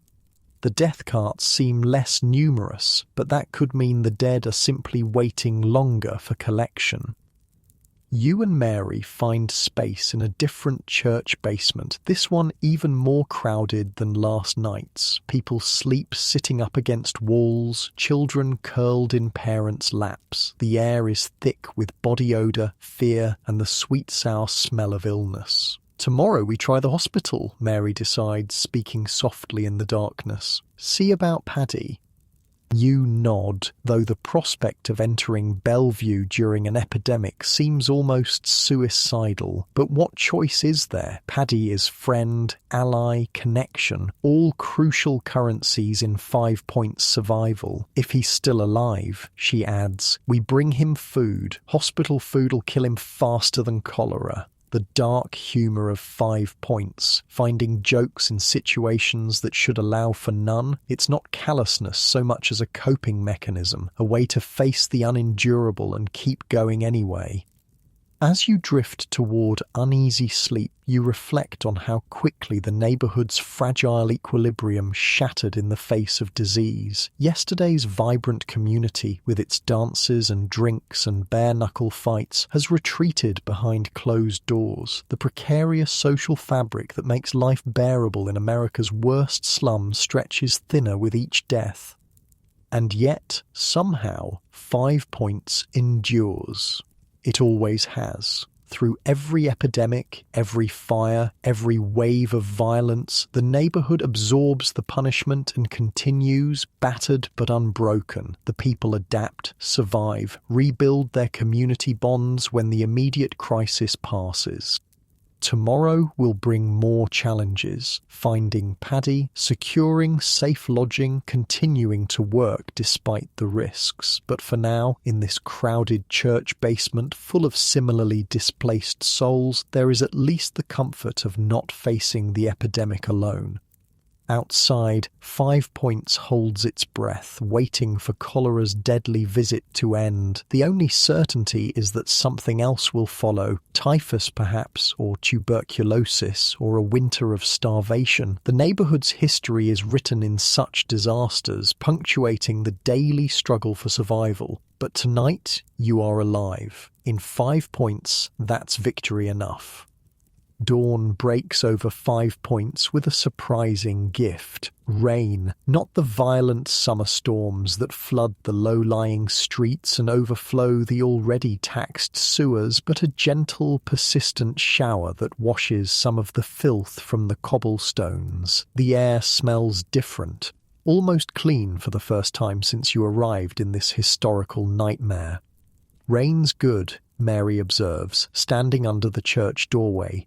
Clears the miasmas, might help with the cholera.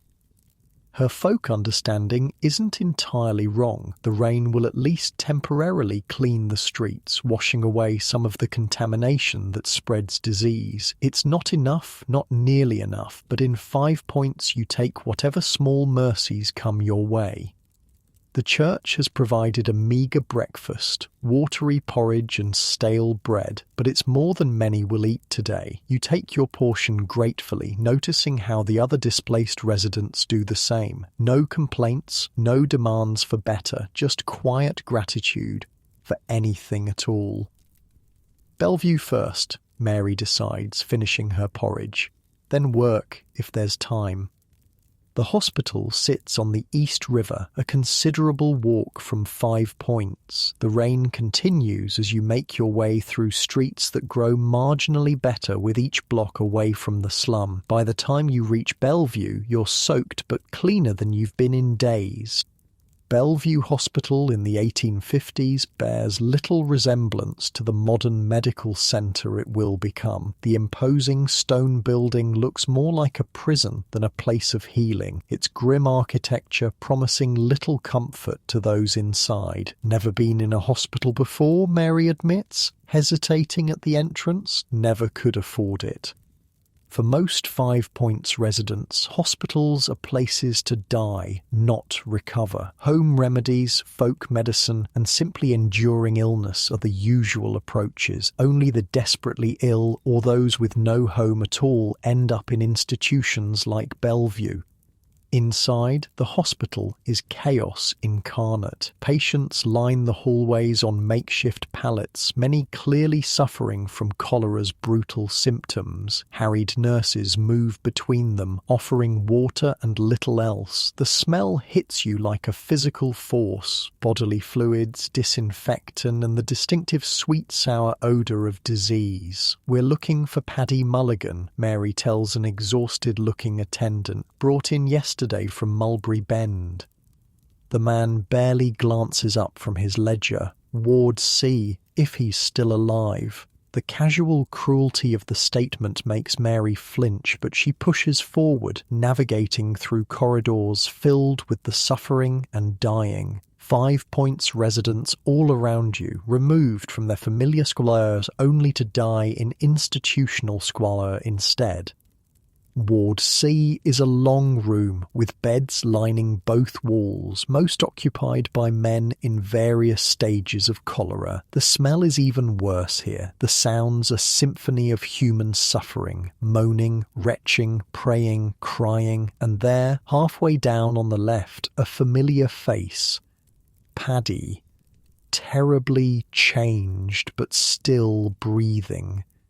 His robust frame seems to have collapsed in on itself, cheeks sunken, eyes hollowed out by dehydration.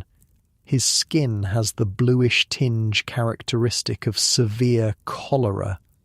Jesus, Mary, and Joseph, Mary whispers, crossing herself before approaching his bedside. Paddy, it's Mary O'Sullivan. His eyes flutter open, struggling to focus. Recognition dawns slowly, then the ghost of his usual grin. Mary, he croaks, voice barely audible. Come to see me off, have you? Don't talk foolishness, she scolds, though her voice breaks. You'll be dancing at Paradise Square again by Sunday.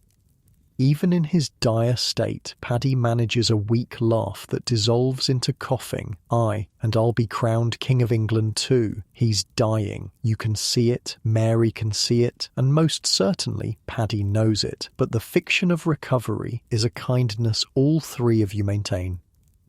Brought you something, Mary says, producing a small flask from inside her bodice. Finnegan's Best, for medicinal purposes.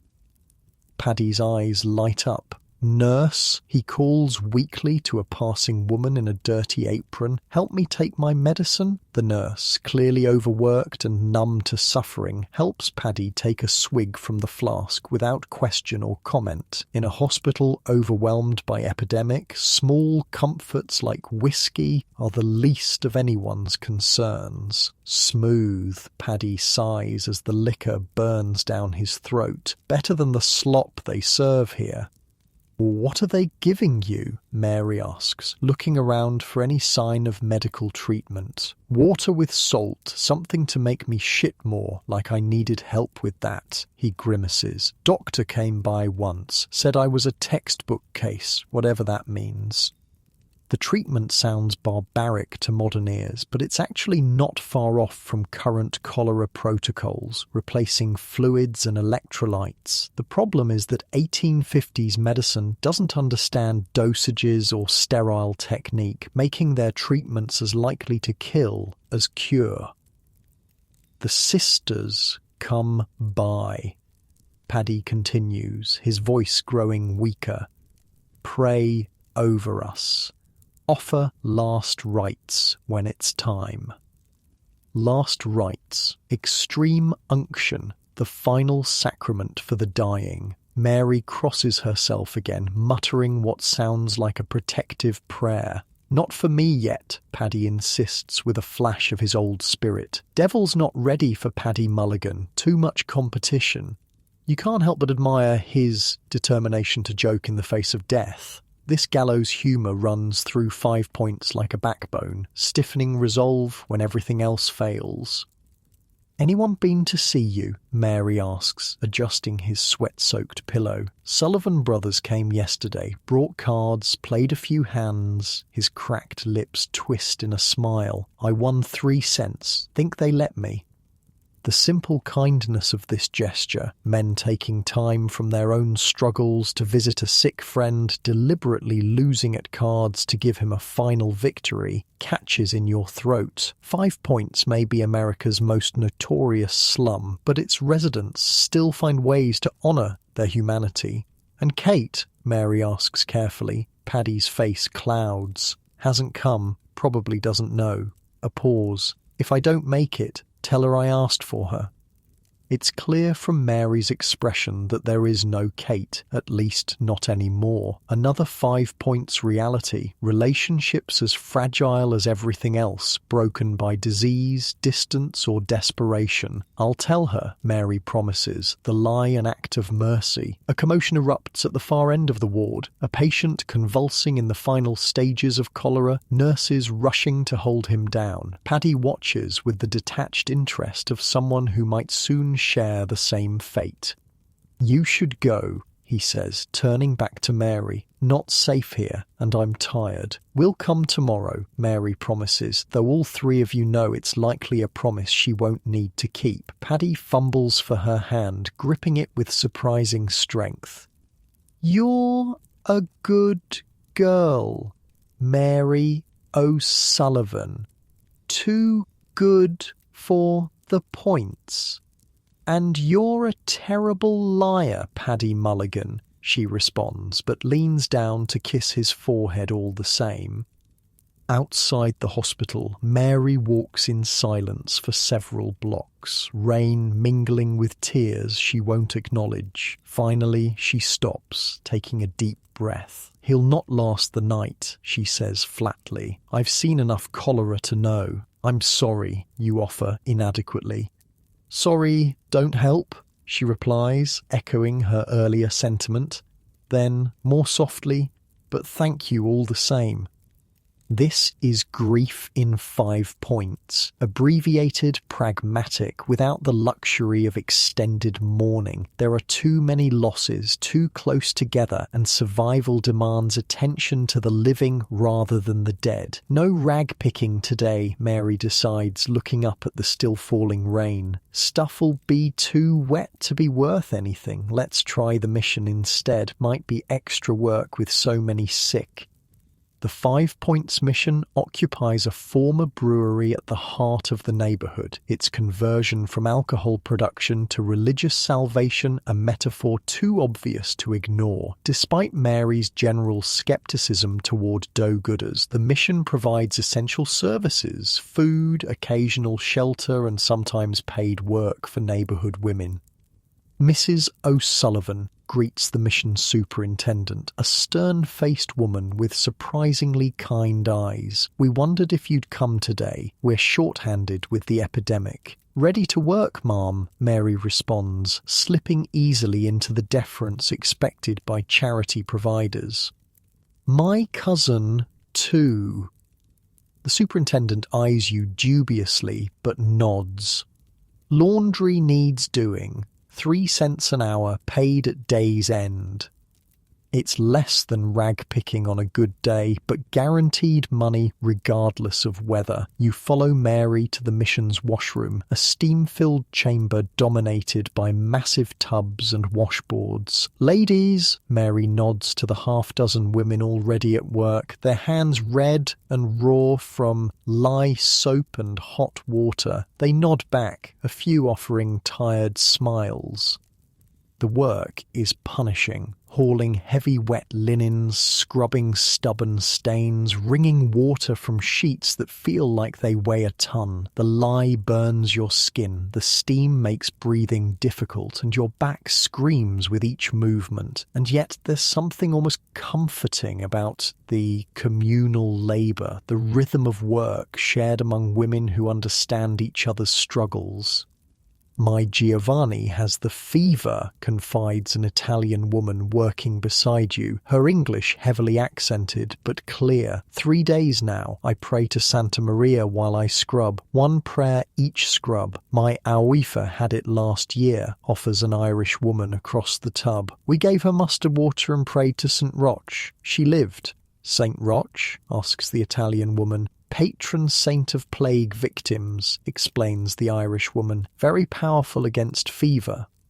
The exchange of folk remedies and protective saints continues as you work, practical advice mingled with spiritual comfort passed between women of different backgrounds united by common threats. Each has a story of survival or loss, a remedy tried, a prayer offered. "My mother said onions in the sick room draw out the poison," offers a German woman, wringing a sheet with practiced efficiency. "Put one under the bed, it turns black when it absorbs the disease."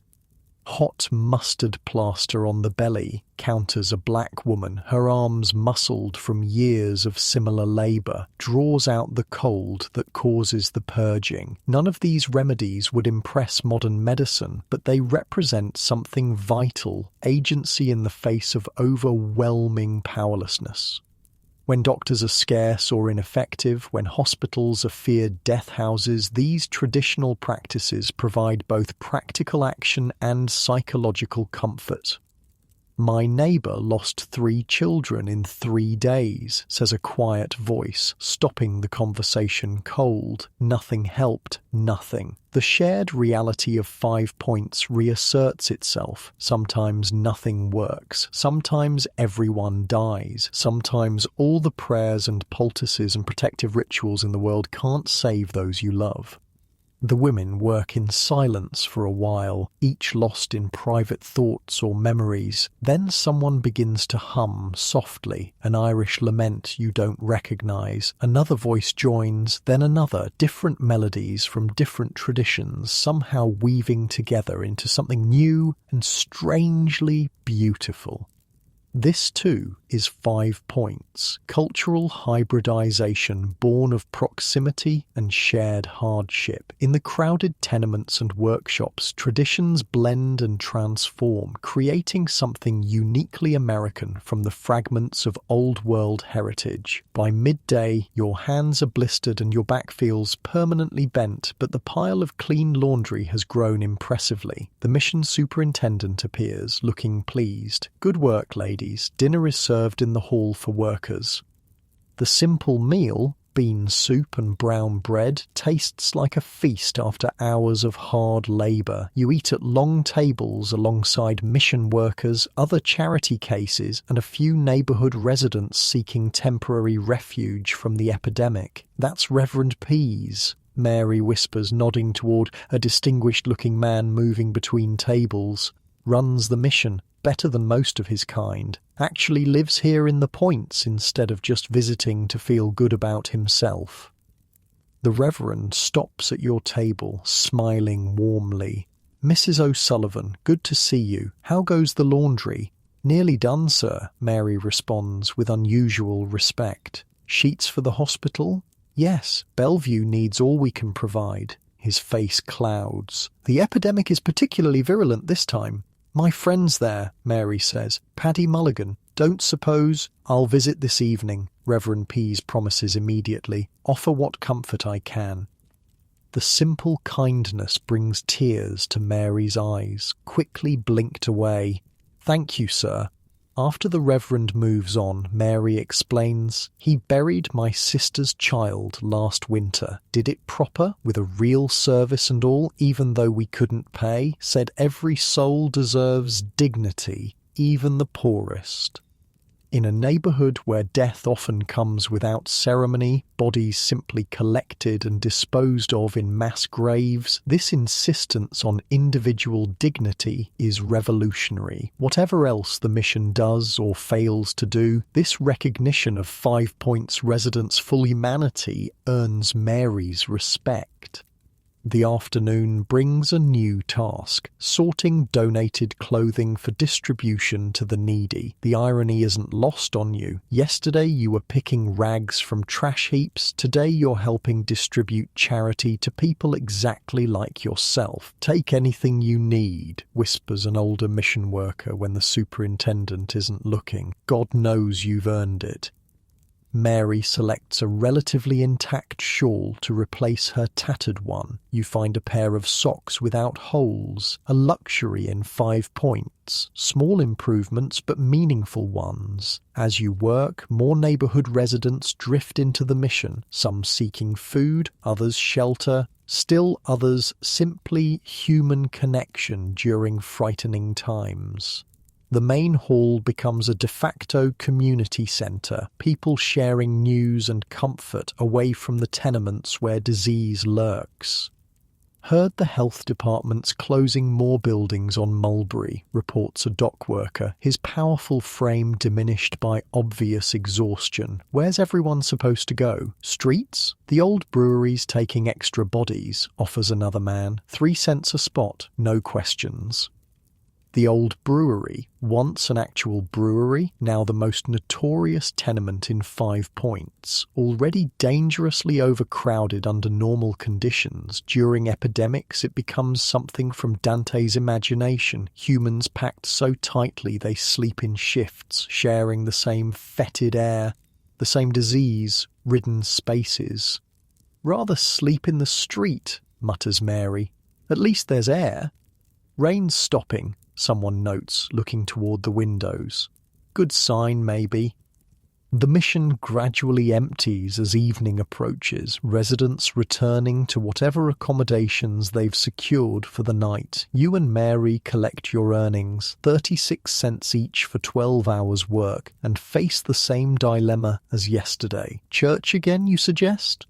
Mary shakes her head. Too crowded now. Everyone's got the same idea. She leads you instead to a small, nondescript building a few blocks from the mission. A hand-painted sign identifies it as Mrs. Chen's boarding house. "Chinese lady," Mary explains, "runs a clean place, costs more, but worth it if you've got the coin." The boarding house is indeed cleaner than anywhere else you've seen in 5 Points. The narrow entrance hall smells of unfamiliar spices rather than sewage and rot. A tiny, elderly Chinese woman appears from a back room, her face deeply lined but her eyes alert. "Mrs. O'Sullivan!" she greets Mary in accented but clear English. "You need room?" "For 2, if you've got it, Mrs. Chen." The old woman studies you both, then nods. 50 cents. Clean bed, no drunks, no fighting. It's expensive by 5 Point standards, nearly a day's wages for a night's lodging, but Mary pays without hesitation. "Cheaper than a funeral," she mutters as she counts out the coins. Mrs. Chen leads you upstairs to a small room with 2 narrow beds. Actual beds, with frames and thin mattresses, not just floor space. The luxury is almost shocking after your previous accommodations. "Clean sheets," Mrs. Chen says proudly. "Wash hands before sleeping." She points to a basin of water in the corner. "No visitors, no noise after 9. When she leaves, Mary sighs deeply, sinking onto one of the beds. Worth every penny, she decides, especially during cholera time. She keeps it clean. The boarding house represents another aspect of 5 Points, entrepreneurship born of necessity. Mrs. Chen has carved out a niche, providing a service slightly better than the neighbourhood standard, charging more but delivering genuine value. In the process, she's created a safe haven not just for herself but for others willing and able to pay for temporary escape from the worst conditions. As darkness falls outside, 5 Points transforms yet again. From your second-floor window, you can see the streets becoming both emptier and more dangerous, those with homes retreating to them while predators emerge to claim the night. Mrs. Chen's husband was a sailor, Mary says, removing her shoes with a sigh of relief. Brought her back from China 30 years ago. When he died, she could have gone to work in a laundry or worse. Instead, she sold his things, bought this building, and made her own way. 5 Points respects that. Even the gangs leave her alone. The rare success story stands out against the neighbourhood's overwhelming misery. Not everyone can be Mrs. Chen. Luck, timing, and individual circumstances play enormous roles in who survives and thrives in 5 Points, but her existence offers something precious. Possibility. A church bell tolls in the distance, marking the hour. The sound carries other echoes, funeral bells that have rung too frequently during the epidemic, marking time in a place where life is often cut cruelly short. Should we check on Paddy tomorrow? You ask, though you suspect the answer. Mary's face tightens. If there's need, Reverend Pease will go tonight. He'll send word if... She doesn't finish the sentence. The unspoken hangs between you, the likelihood that Paddy won't survive the night, that tomorrow will bring news of his death rather than hopes for recovery. It's the expected outcome in 5 points, where illness too often means mortality. I keep thinking about what Paddy said yesterday, Mary muses, staring at the ceiling, about Kate. There never was a Kate, not really. He made her up years ago, this sweetheart waiting for him back in Cork. Helps him keep going, I think. The idea that someone's waiting, someone cares. The poignant fiction, a dying man's request to tell his imaginary lover that he asked for her, catches at your heart. What does it say about 5 points that even its illusions are shaped by loneliness, by the hunger for connection in a place where relationships are as precarious as everything else? People need stories, Mary continues, need something beyond just surviving another day. Paddy has his Kate, Mrs. Chen has her clean rooms, the mission folk have their God. Me, I've got Ireland, not the real one, mind, the one I remember from before the hunger. Green hills, and enough potatoes, and my ma singing while she worked. What happens when the stories aren't enough, you ask? Mary's laugh is soft, without humour. Drink, opium, fighting, dying. You've seen it all around you. The coping mechanisms of 5 points, healthy and unhealthy alike, stories and songs, alcohol and drugs, community and violence, whatever gets you through another day in America's most notorious slum. Outside, rain begins again, tapping gently against the window. The sound is almost soothing, a natural rhythm against the human chaos of 5 points. You lie on your bed, a real bed, not a floor space, and listen to Mary's breathing gradually slow as she drifts towards sleep. Tomorrow will bring new challenges, work, food, the likely news of Paddy's death. The epidemic may worsen or begin to recede. The neighbourhood will continue its perpetual struggle for survival, its residents finding ways to endure conditions that should be unbearable. But tonight, in this clean room with its narrow but comfortable bed, you've found a moment of respite in the storm. Like the residents of 5 points, you've learned to appreciate small mercies, clean sheets, a roof that doesn't leak, walls that provide actual privacy.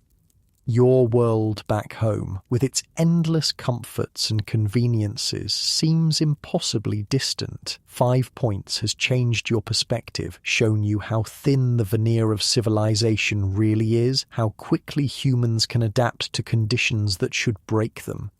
As sleep approaches, Mary murmurs something in Irish, a prayer perhaps, or just a fragment of those remembered green hills. Even in the depths of 5 points, dreams survive. Perhaps that, more than anything, explains how its residents endure. Morning comes with a gentle knock at the door. Mrs. Chen stands there, her lined face sombre. "Message for Mrs. O'Sullivan," she says, handing Mary a folded note. "From Mission." Mary opens it with fingers that tremble slightly, reads the few lines, then closes her eyes. She doesn't need to say anything. Paddy Mulligan, survivor of dockyard brawls and police beatings, veteran of 1,000 5 points hardships, has lost his final battle with cholera. "The funeral's this afternoon," she says quietly. "Reverend Pease arranged it. A proper burial, not the potter's field." This is a significant kindness in 5 points, where most cholera victims end up in mass graves on Hart Island, unmarked and unmourned. A proper burial with a marked grave is a luxury few can afford. He had no family here, but he was liked, Mary explains, as you both dress for the day. The mission sometimes does this, buries those who'd otherwise go unclaimed, gives us a chance to say goodbye proper.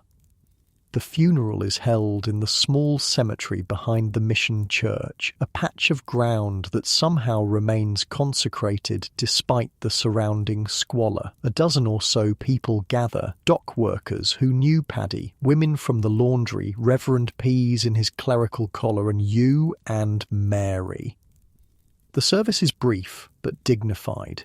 Paddy's plain pine coffin sits beside a freshly dug grave as Reverend Pease speaks words of comfort that sound almost believable, even in 5 points. Paddy Mulligan was known to many of us as a friend, a hard worker, a man of good humour even in difficult times, the Reverend says. Though his life was not easy, he faced each day with courage and kindness. May he find in death the peace that often eluded him in life. The simple eulogy feels more genuine than flowery sentiments would have. 5 points doesn't allow for illusions about the hardships of life or the frequency of death. What it does allow for, sometimes, is recognition of the humanity that persists despite everything. After the service, a few of the dock workers approach Mary. "We took up a collection," one says gruffly, handing her a small cloth bag that clinks with coins. "For Paddy's stone. Ain't right for him to go without a marker."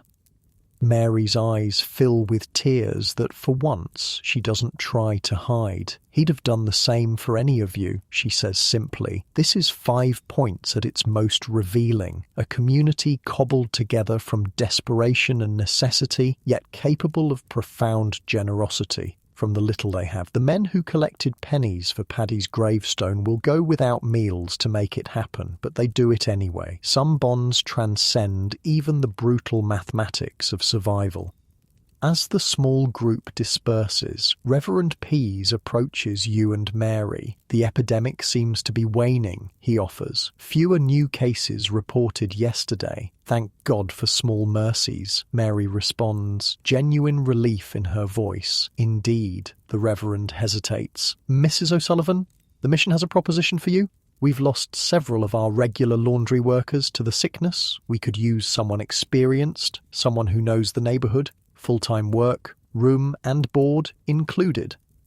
The offer clearly stuns Mary. Regular employment is rare enough in 5 points. Jobs that include housing are almost unheard of. For a single woman with no family, it's a lifeline thrown in a drowning sea. I don't know what to say," she stammers. "Say yes," the Reverend smiles. "You've earned it with your hard work, and frankly, we need help from those who understand 5 points from the inside, not just well-meaning outsiders like myself."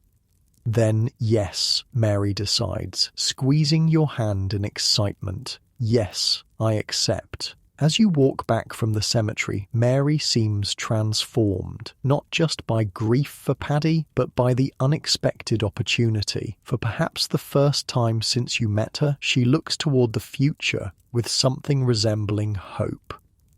"It's not much," she acknowledges. "Laundry work is hard, and the mission folk can be stiff-necked about their rules, but a real bed every night, regular meals, maybe even put aside a few pennies for something better someday. In 5 points, such modest ambitions represent wild optimism."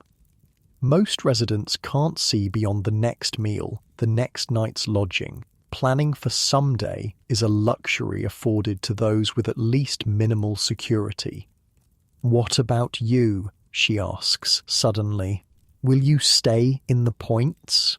The question catches you off guard. In the intensity of experiencing 5 points, you've almost forgotten your status as a temporary visitor to this historical nightmare. Unlike Mary, you have an escape route, back to your own time, your own comfortable life with its clean water and antibiotics and absence of cholera. I don't think I'll be here much longer, you answer truthfully. She nods, unsurprised. Not many stay who have a choice. Can't blame them. The afternoon slides toward evening, 5 points gradually shifting from its daytime rhythms to the more dangerous nocturnal ones. With the epidemic receding, more people venture onto the streets. But there's still a wariness, an awareness that death has passed through and might return. One last night before I move to the mission, Mary says. Let's get something decent to eat.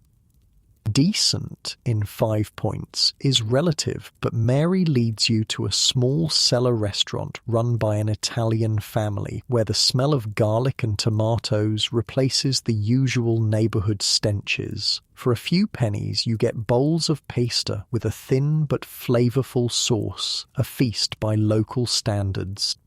Never had Italian food before coming to the points, Mary admits, twirling pasta awkwardly on her fork. In Ireland, it was potatoes every day until there weren't any left. Here, at least there's variety in what little we get.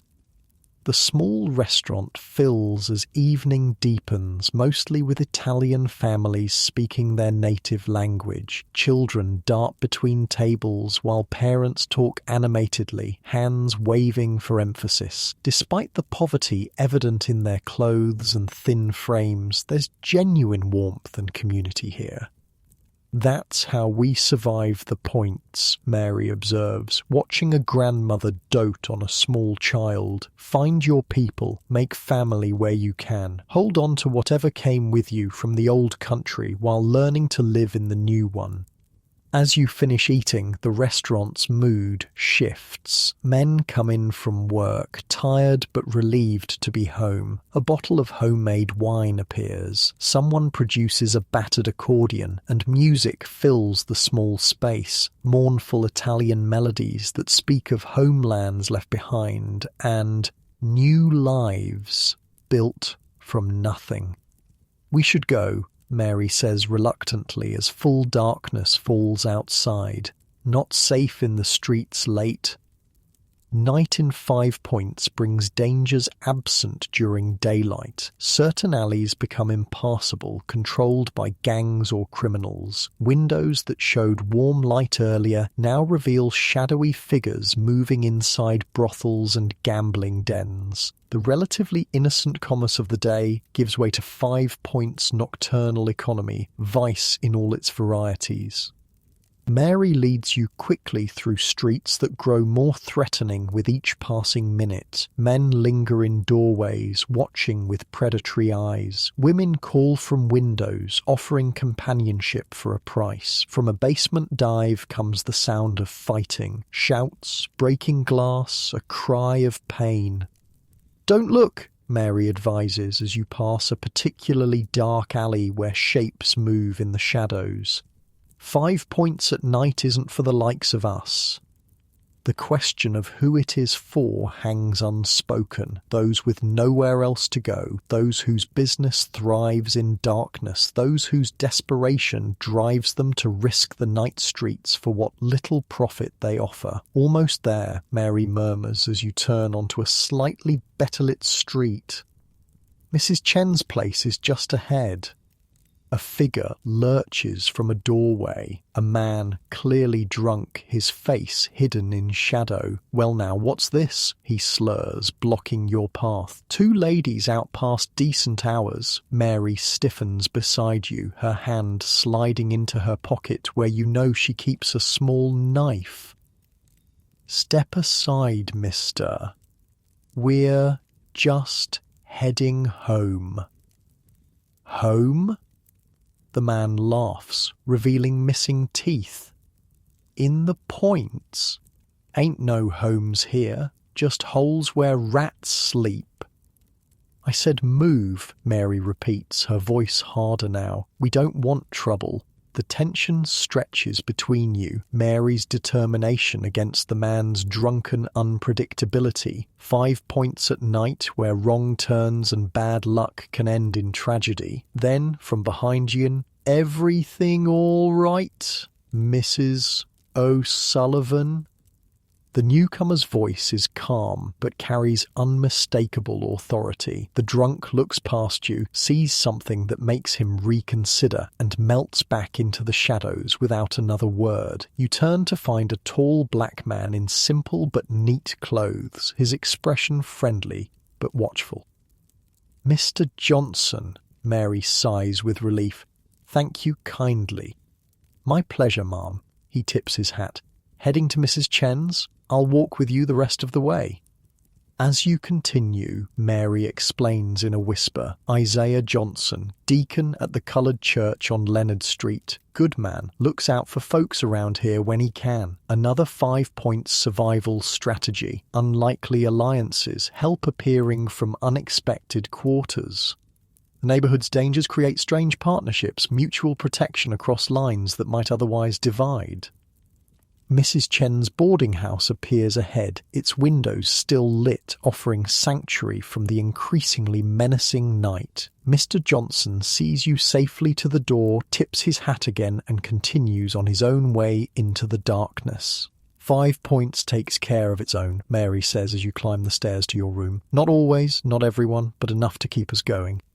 The room feels even more luxurious after witnessing the dangers outside. Clean sheets, solid walls, a door that locks. Mary secures the bolt with practiced care, her body finally relaxing once the outside world is firmly shut away. "Last night here," she muses, sitting on her bed.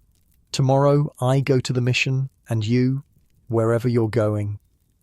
"I'll miss you," you say, surprised to find it's absolutely true. In this brief historical immersion, Mary has become more than a guide. She's become a friend, an anchor in the bewildering world of 5 points. "Ah, you'll be fine," she smiles, but her eyes betray similar attachment. 5 points puts hair on your chest, as Paddy would say. The mention of Paddy brings a moment of shared sadness, but not the raw grief of earlier. In 5 points, even mourning must be efficient, pragmatic. The living require too much attention to spend long on the dead. As night deepens outside, the sounds of 5 points filter through the thin walls. Distant shouts, occasional laughter, the clatter of wheels on cobblestones. But inside this small room, there's peace of a sort, a momentary reprieve from the neighbourhood's relentless demands. "You know what I think about sometimes," Mary says softly, staring at the ceiling. "What it must be like in those big houses uptown. Clean water just by turning a tap. Rooms with only one family in them. Children who go to school instead of factories. The simple luxuries that define middle-class life in 1850s New York. Amenities that even the poorest in your time would take for granted. The gap between 5 points and the comfortable world just a mile or two uptown might as well be an ocean. But then I think," she continues, "those uptown folk, they don't know what we know. They don't understand how to survive when everything's against you. They've never felt what it's like when a stranger shares their last crust because you're both Irish or both Italian or both just hungry. They don't know 5 points." There's pride in her voice alongside the resentment, pride in endurance, in the hard-won knowledge of survival against impossible odds. 5 points residents may envy the wealthy their comforts, but they also recognise their own strength, forged in conditions that would break those same privileged New Yorkers. "Try to sleep," Mary suggests, blowing out the candle beside her bed. "Tomorrow comes early, same as always." Darkness enfolds the room, deeper and more complete than you've experienced since arriving in 5 points. No street lamps penetrate the small window. No neighbours' candles cast shadows on the walls. For once, you can almost forget where you are, almost imagine yourself back in your own bed, in your own time. Outside, Five Points continues its nocturnal existence. The gambling dens and brothels will operate until dawn. The gangs will claim their territories until daylight drives them to cover. The most desperate will seek shelter in doorways and alleys until morning allows more dignified accommodations. But inside this small room with its clean sheets and solid door, sleep approaches like a merciful visitor. Your body, aching from unaccustomed labor and stress, gradually relaxes. Your mind, overwhelmed by the constant sensory assault of 5 Points, begins to quiet. Mary's breathing deepens beside you, becoming the rhythmic pattern of sleep. Despite everything, the poverty, the disease, the constant struggle, she's found enough peace to rest. It's perhaps the most remarkable 5 Point survival skill of all, the ability to find moments of tranquility in a place designed to destroy it. As you drift towards sleep yourself, you reflect on what you've witnessed in this historical nightmare. The 5 Point slum was real, its conditions as horrific as any description could capture. People lived and died in circumstances that modern Americans would consider unsurvivable. They endured disease, starvation, violence, and exploitation that would break most spirits. And yet, they survived.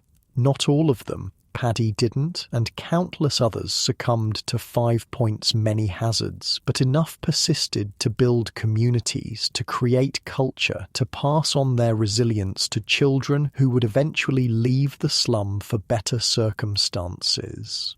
5 Points was America at its worst, but also, paradoxically, America at its most determined. Immigrants and outcasts who refused to disappear despite every force aligned against them. Your own bed back home awaits your return, clean, comfortable, free of bedbugs and cholera and the constant precarity of 1850s slum life. You'll never again turn a tap without remembering the 5 Points water pump, never throw away food without thinking of those who scavenged for meals, never take modern medicine for granted after seeing what cholera did to Paddy. The lessons of 5 Points settle over you like a blanket, not comfortable but necessary. This was part of America's story, a chapter often glossed over in favor of more triumphant narratives. But understanding 5 Points means understanding something essential about the foundation upon which modern America was built, the exploitation, the suffering, but also the incredible human capacity for adaptation and persistence. Mary murmurs something in her sleep, a word, a name, perhaps a fragment of prayer. Even unconscious, she carries 5 Points with her, its rhythms and demands never fully absent, but for now she rests, her body gathering strength for tomorrow's challenges. And you too find yourself sliding deeper towards sleep, the hardships of 5 Points gradually fading as consciousness recedes. Your breathing slows, matching Mary's restful rhythm. Your thoughts grow less distinct, more dreamlike. The weight of historical witness lifts replaced by the lightness that comes before true sleep.